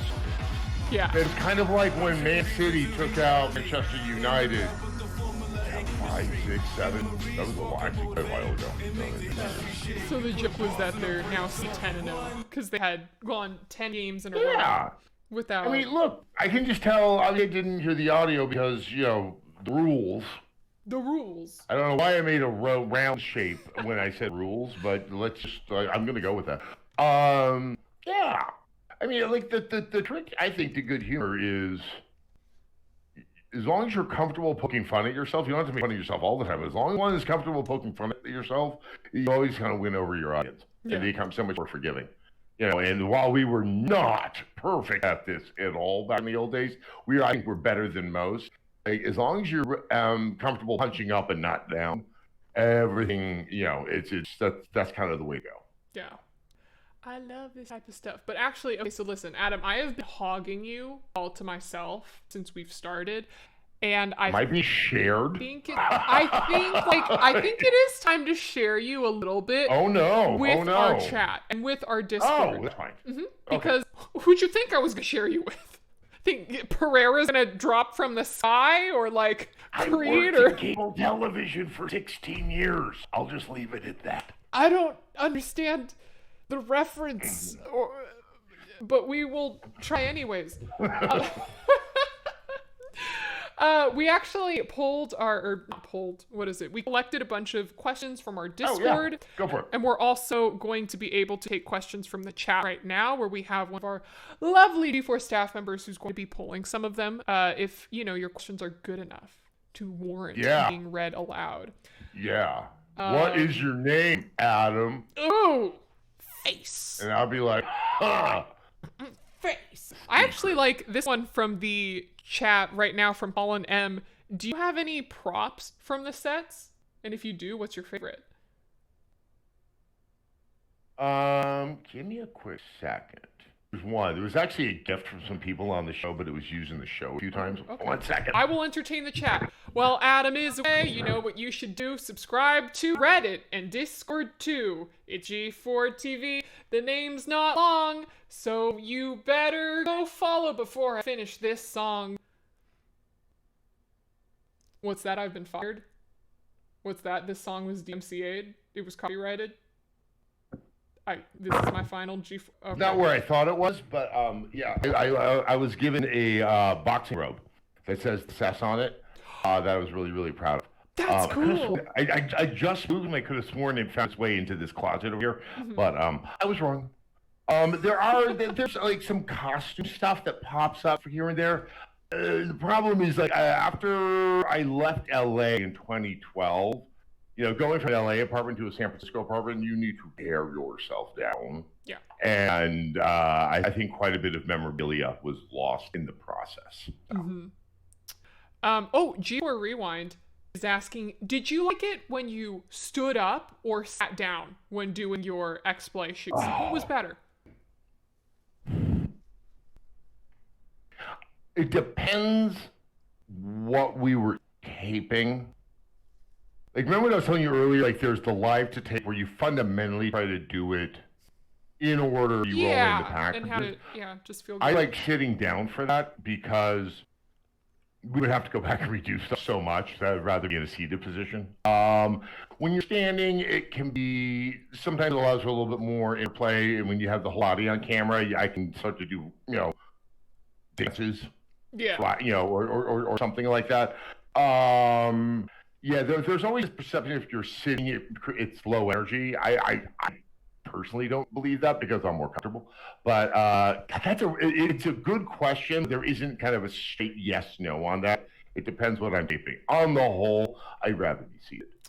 I'm an old person. I gotta have a blanket around my legs. I feel like I'm in somewhat of a similar way because, listen, I have a burrito blanket. When I play games... Wait, is it a blanket that, fits you like a burrito, or there's burritos on it? It's a tortilla. Oh, wow. Now I get it. I like that. But it's nice. We're I'm sitting down. If I have a controller, it'll be under my blanket, and then I'm just like this when I'm playing. Yeah, I've done that. But I'm someone who's very into using hand gestures, and I'm always around. So sometimes people will say Ovilee, sit down because you keep going like this. But I'm also I of course do nothing with hand gestures whatsoever. I've poked out as many eyes as have poked me. So one thing that I was seeing in the chat is do you have a favorite skit or a favorite piece that you did with Morgan? There's so many. Or maybe a best memory or something. There's one. I'm trying to remember what the theme of the episode was. We had one of those pumpy guns. It's like a Nerf gun. I think you would try to kind of get a lot of air in it. And this is just such a modest thing, and there's probably even better memories. But, we were doing the sign-off of the show. I think I was trying to act really, really tough, masculine, with my big gun. And when I hit the trigger, it just goes. It was absolutely not designed or anything like that. And it was just perfect. It's just, when circumstances... There's one other like that in our monkey episode, which I loved. I don't even know what the bit was in context, but more or less, the monkey was supposed to be off camera fleeing poop at me. And it was me at a fridge, and I'm like, hey, and the poop gets thrown. The thing is, we were using Jello pudding, and, if you miss or it's not a good shot, undoing that, I have to wash and everything like that. So it's God, it would be great if we could do this on the first take. And I think we messed up the first take. We messed it up in that it went so far afield, I barely got on me. Uh-huh. So then on the second one, it just lands right on my forehead. And if you look at the clip, there's almost a sense of shock. And it's not shock because I wasn't prepared for it. It's shock because I could not believe that I think it worked as perfectly as it did. And it's my brain screaming at me finish the take, this is perfect. And it was just one of those, you just could not ask for better. I'm looking for the clip right now. Do you remember what you were wearing? No. But if you do X-Play, monkey, and maybe poop, you're probably going to get it. Oh, this looks like the zombie episode, actually. Okay. Well, the other one I was going to say, I think the best joke ever was in the zombie episode. We actually showed a little bit of it where Morgan's turning into the zombie. And I'm supposed to be, I'm doing the blubbering emotional thing. And she just reaches up and puts her finger on my lips. And she just goes, "You're pretty when you're quiet." And it's just the timing and everything in it is so good and so funny. Blair Butler wrote that one, and it just works perfectly. Oh my god. Okay, I looked. It doesn't look like I can find it. Maybe chat will be able to find it and share it with us. I was about to say, someone in chat is gonna find this. Yeah, in the Discord, they can always be sharing it in the Discord with us. Wait a second. Can you explain what this is? I don't. Oh wow, I love this one. This is from the 420 episode. That is so sweet.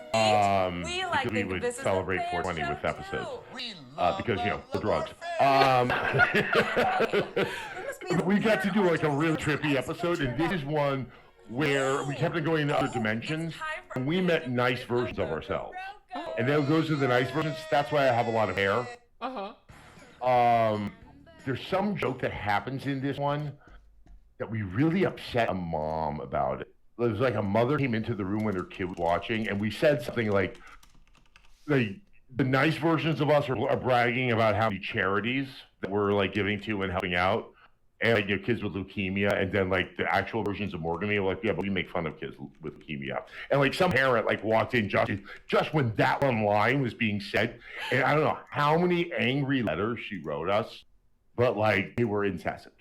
So. Jeez. Oh my gosh, this is a Wii commercial. No, this is an ad for WarioWare. Oh. And now it's one of our interns. See, that was kind of one of the big things about X-Play, Ovilee, is that... Chicks. Yep. We would... we kept... Part of the lore is we put interns in shirts that said intern, and then we would usually subject them to horrible things. And it was this idea that we had a stable of disposable human beings that would do dangerous things or things that we didn't want to do. I mean, you say that's G4 lore, but I feel like, isn't that just intern? Well, yeah. That's also called any Hollywood studio. Though rarely did we actually use an intern as an intern. It usually was like a producer. Like if you were an associate producer, the likelihood you're going to find your way into an internship was very, very high. I love that. I can't wait to get some of the esports producers and intern shirts and then say, haha, you made me say this in that episode, bam, with baseball bat. Exactly. Or just, I always like the idea that like the interns had to play games that I didn't want to get the footage. Or it's like, I like the idea that they would help prep my game. It's like, yeah, you know what, I want to play this, but I don't want to do the intro. But I would like to, like, can you get, these stats to this level and then hit pause and I'll come in and take all the credit for it. I'm just reliving WarioWare. It was a fun game. It was good. I love the weirdness of it because it felt those Japanese arcade games, like one that hasn't been translated to English yet. Have you seen the ones with like the different buttons and it's like 100 mini games in this one arcade machine and it's different each time? I mean, I can easily imagine what that's like. I remember going to Tokyo and seeing like the bus driving simulation game. I'm not joking, and it's like, because it's Japan, like the way you're being graded is some things that it's just hysterical. It's like, did you stop exactly at the right place? How polite are you? I'm sorry. You've probably ridden the MTA as well. And accommodating and waiting for the passengers to sit down before you put your foot on the gas. It's an amazing game because it just shows like what's valued in public transportation in Japan. Versus, like in America, it's like even if you get off and you're not breathing, there's probably some level of success. Yeah. So. As long as like most of your body made it to the destination, it kind of counts. In this 420 episode, there's actually so many good bits in it. There's one where so Michael Leffler. He always did a Schwarzenegger impersonation, and there's this bit where it transitions into Terminator 2, and it's one of the funniest things I've ever seen. Oh my gosh, let's see if we can find...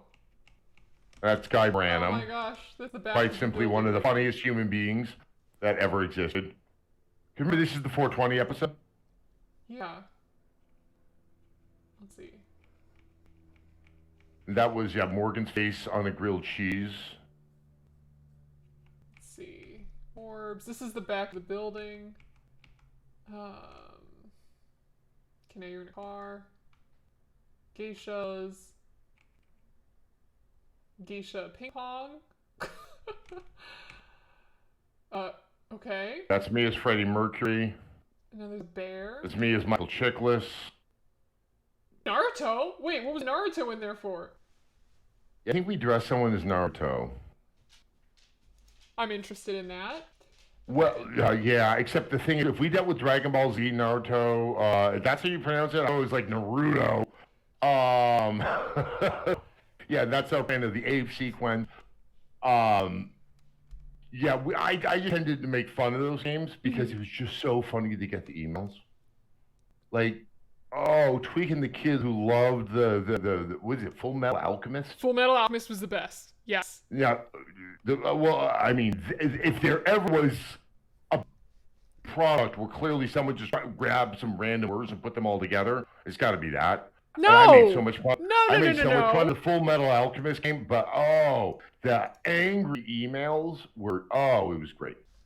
Okay, And well, then here's we another read the angry angry email. emails on You can't just say that Full Metal Alchemist doesn't make sense. You can't just say that because it makes sense in the overarching story. You have to think about it. You have Edward Elric. Why is he the Full Metal Alchemist? Well, one, because he does, he's an alchemist, right? He's able to use alchemy. And why is he called Full Metal? Because he sacrificed, his arm to try to get his mother back to life because he was a child. His dad just left out the door, nowhere to be seen ever again. And then his mom, had an illness and died. So then he just had a blonde chick as a best friend and his little brother. And he's got to take care of his little brother, who's kind of like a little wimp at this point.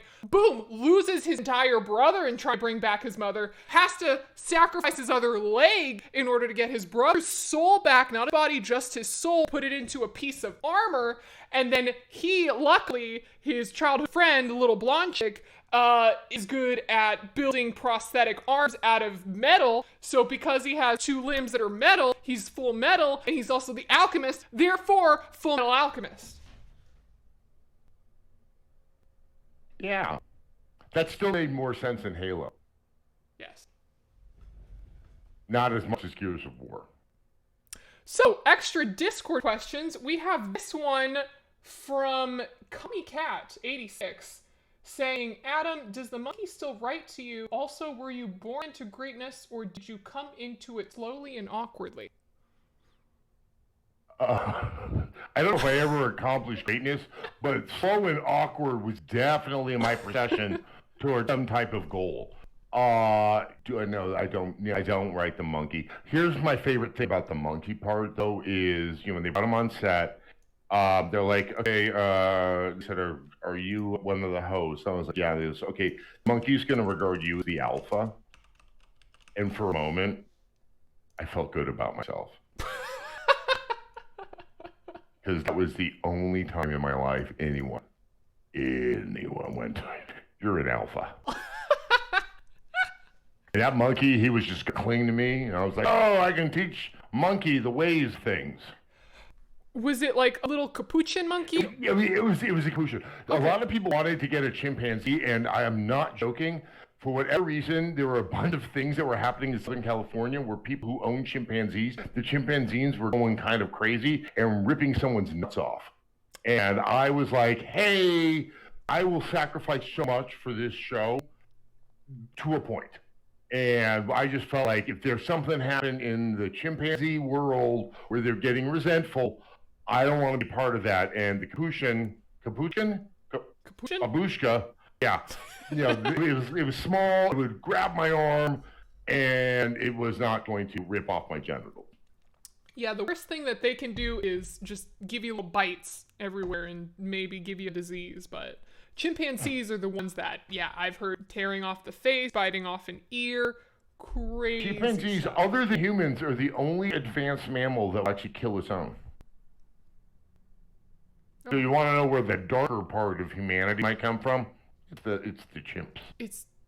Oh, no. They might be wacky and fun-filled, but that's hiding darkness underneath.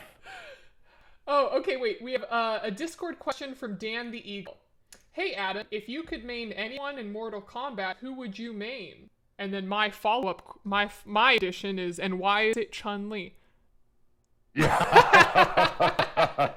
Yeah, why isn't Ivy in the Mortal Kombat movie? I'm really upset about that. If I had to main anyone, Scorpion.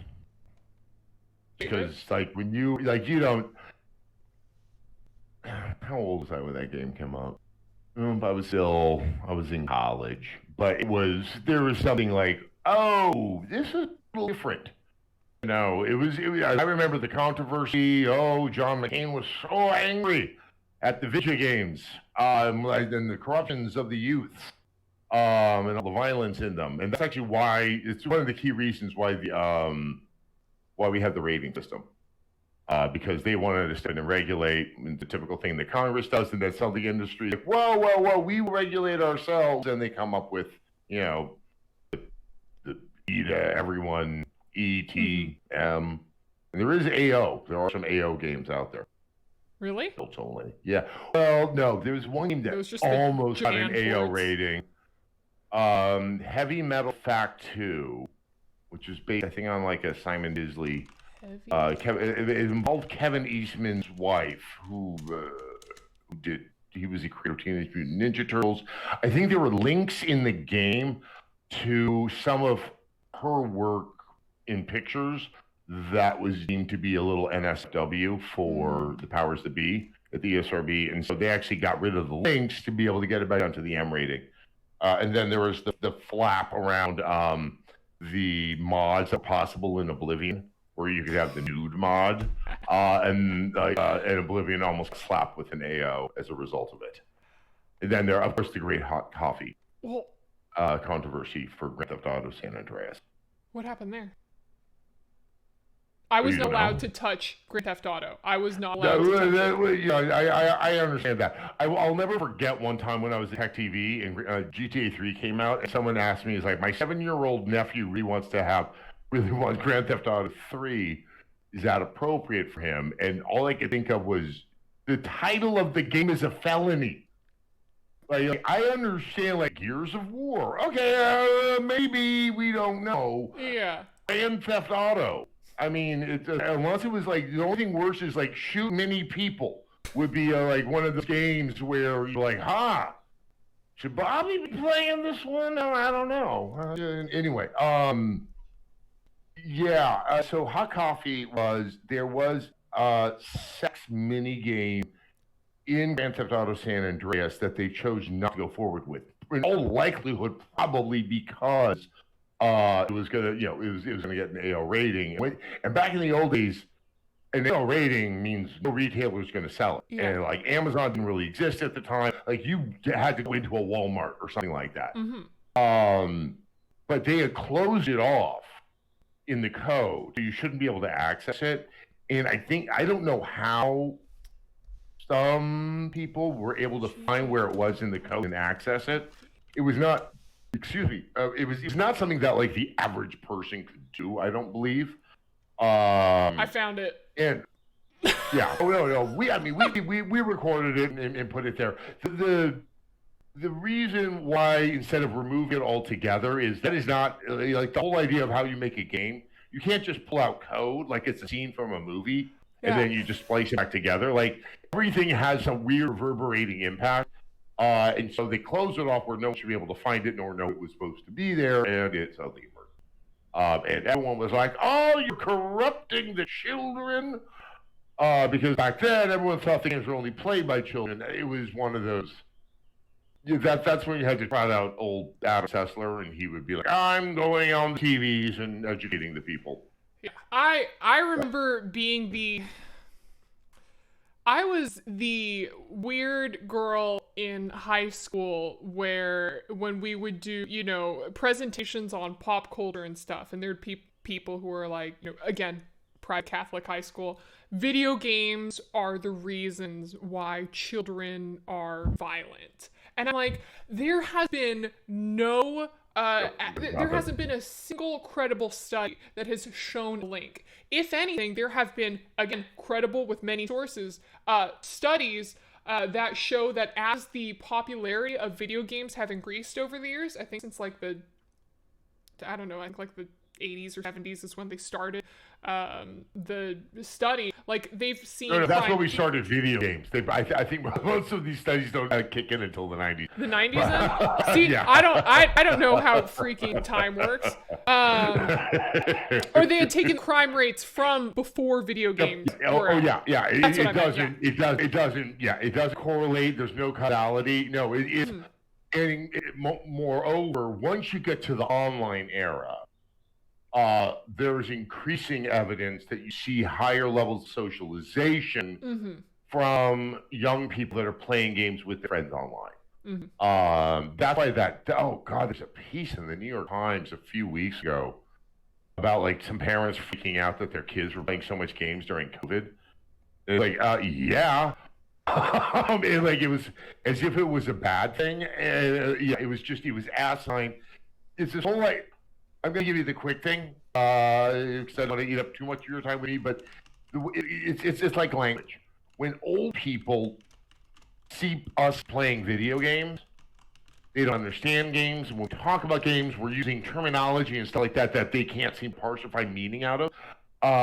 And that, terrifies people. In fact, it's like all the horrible stuff that's been happening in the past few years. When some Karen at a department store is upset when she overhears people speaking Spanish.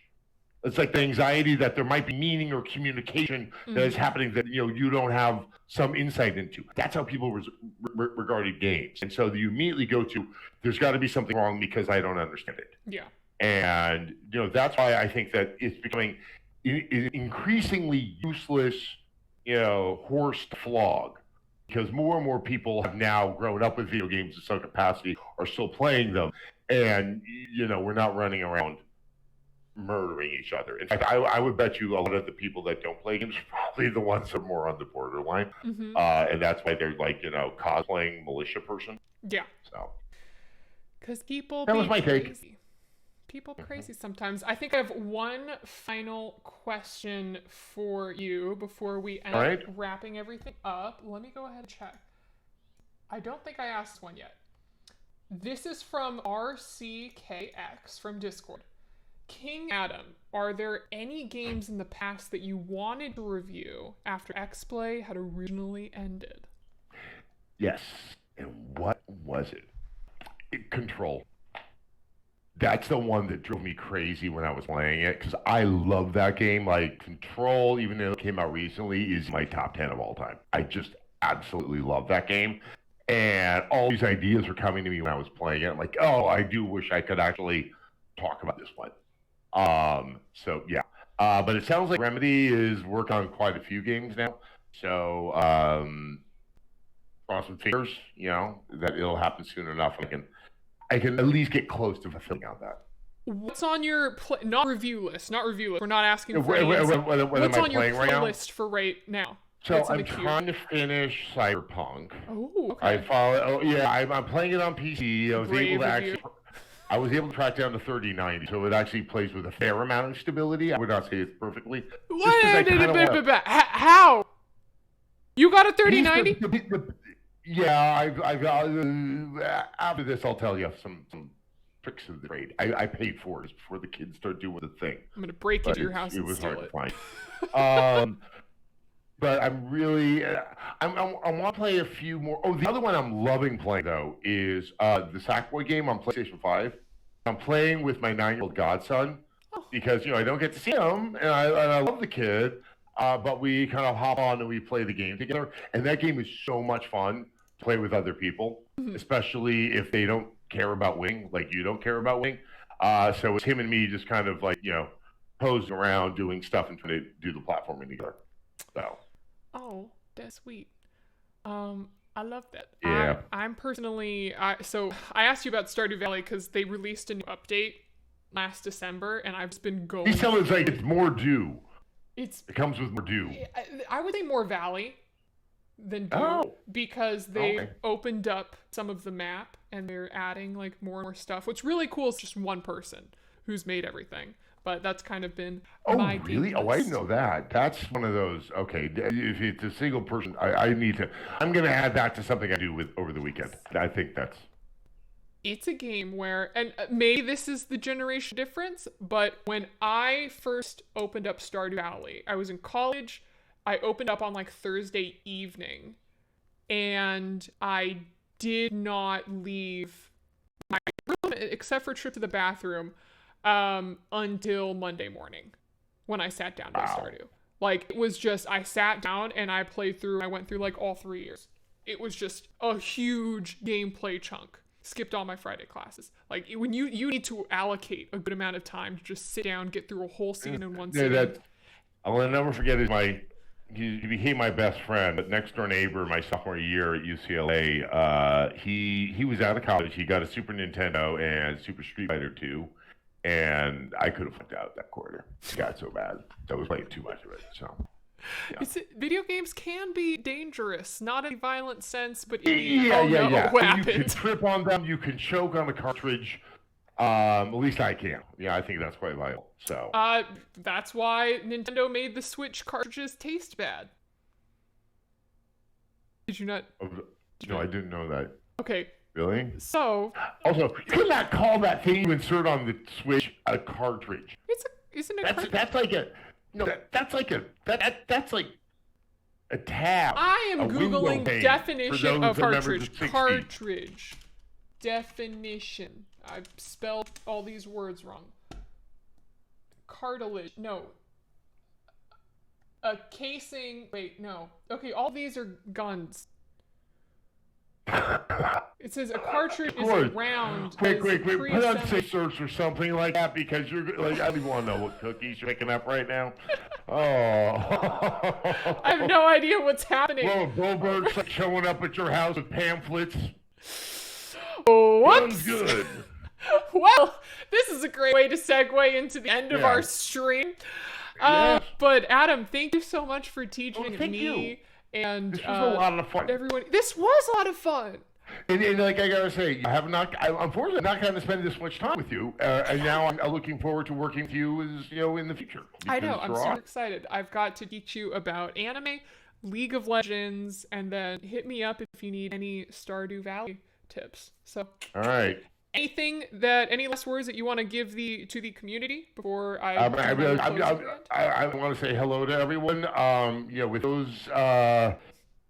With those ambitions on your part to teach me, you probably need to learn to say "you're the man now, dog," because it is an uphill battle. Look it up. It's one of the original memes. You're the from man a long time now, okay. dog. Okay, I'll figure Uttered by the great and recently departed Sean Connery. Okay, I will figure that out. I will work on it as I am setting up the next scene. Because clearly, I have a lot of teachings I got to give you, things that are utterly useless, but I somehow decided are important. Yes, because otherwise, how else would I learn about anything either? All of these things need to be shared. We're bridging the chasm. We're bridging the gap. Absolutely bridging the gap. Okay, cool. I was just trying to do some fancy work. That's why my distraction went. That's one of the things about streaming. Like, I'm trying to do this professional little closing with you, and then at the same time, I'm like, build next. And it's really like, Sessler, yeah, just keep on talking. Yeah. Yep. Keep vamping. Grandpa's in the kitchen telling another war story. It's like, you have to be talent and producer at the same time, which I've done for esports events. Where I'm like, fixing something, putting out a fire, and I'm like, okay, I need like a separate IFB just to Sessler, where I'm just that's why honestly you're gonna do just fine. I'm kind of looking forward for the first time once COVID is over and you're gonna see what production is like. I'm very excited. But again, thank you for joining, and for everyone. My pleasure. Thank you all for joining our first ever G4 Twitch stream. I was super nervous. It was my first day, so thank you all for making it enjoyable for me as well. Yay! Just a reminder that G4 Black History Month stream is going to happen next Wednesday. That is February 24th, and that is going to be with Xavier Woods and Adam Sessler. So hey, that's you. Oh my god. Yeah. That's you. It's me. You guys are going to celebrate the work of some amazing Black game devs and hang out afterwards to play some Jackbox. Ooh, this sounds fun. I will be here next Friday for another G4 office hours. We're going to do all sorts of new fun things. Let me know what you want to see in the future, because we'll, again, do some fun stuff. Don't forget to follow us on Twitter, Discord, and the subreddit with all the links in the chat right now. I think that's pretty much it. So as we go, I am going to set up and show you the video that we just launched today. Wait. Oh, this is the one that kind of announces how you came to be. Yes, it is. I'm trying to... How you got G4'd. Yes, how I got G4'd. So let me go ahead and set it up and...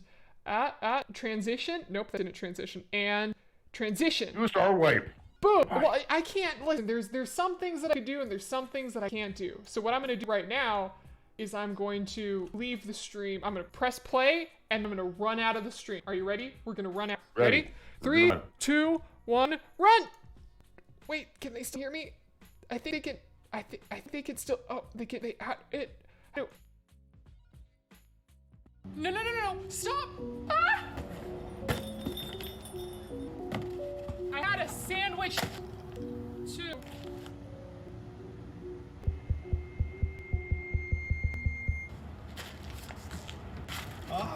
Double lift? What are you doing in there? They wanted me to give you this. Oh. Thanks. Ovilee May, What? your journey doesn't end here. Wait, is that... Are you? I assume the voice of that which makes the chosen ones feel most comfortable. For you, a manipulative man who doesn't actually exist, and therefore cannot return your love. Dad? No. Wait. What's this about me being the chosen one? I found you, Ovilee May. You're an expert in esports, a connoisseur of anime. You're at the top of your game with the voice of a... I'm not okay! The voice isn't important. What is important is you taking the next step in your career. OnlyFans. Close, but no. It's the glorious return of G4! Now, come forth and seize your destiny. I'm ready. Look out! What is that? That is what killed G4. Ovilee, we must destroy it.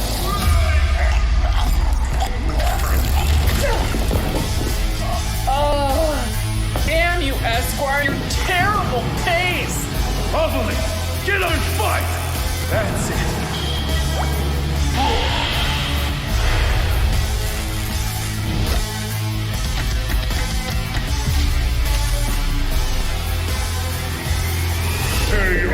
That's it! Now let's put that network back where it belongs!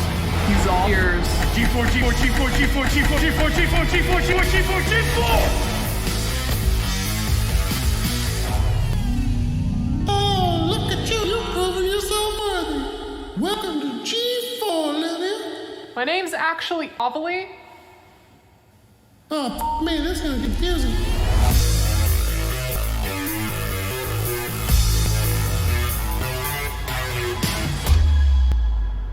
So, how'd you get here?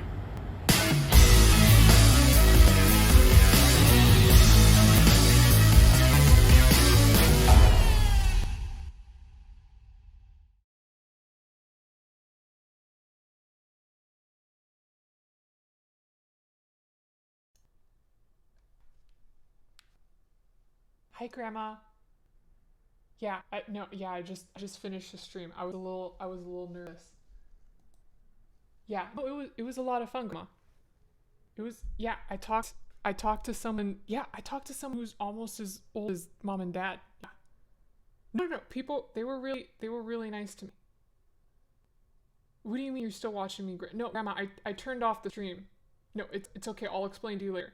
I'll explain. No, Grandma, that's not. No, Grandma, when I hit the end button, the stream ends. It's okay. I'll explain technology when I come visit you and Grandpa when it's safe. Okay, I love you. How's Grandpa? Good? Yeah? What do you mean you hear the entire conversation? No, no, Grandma, I gotta go.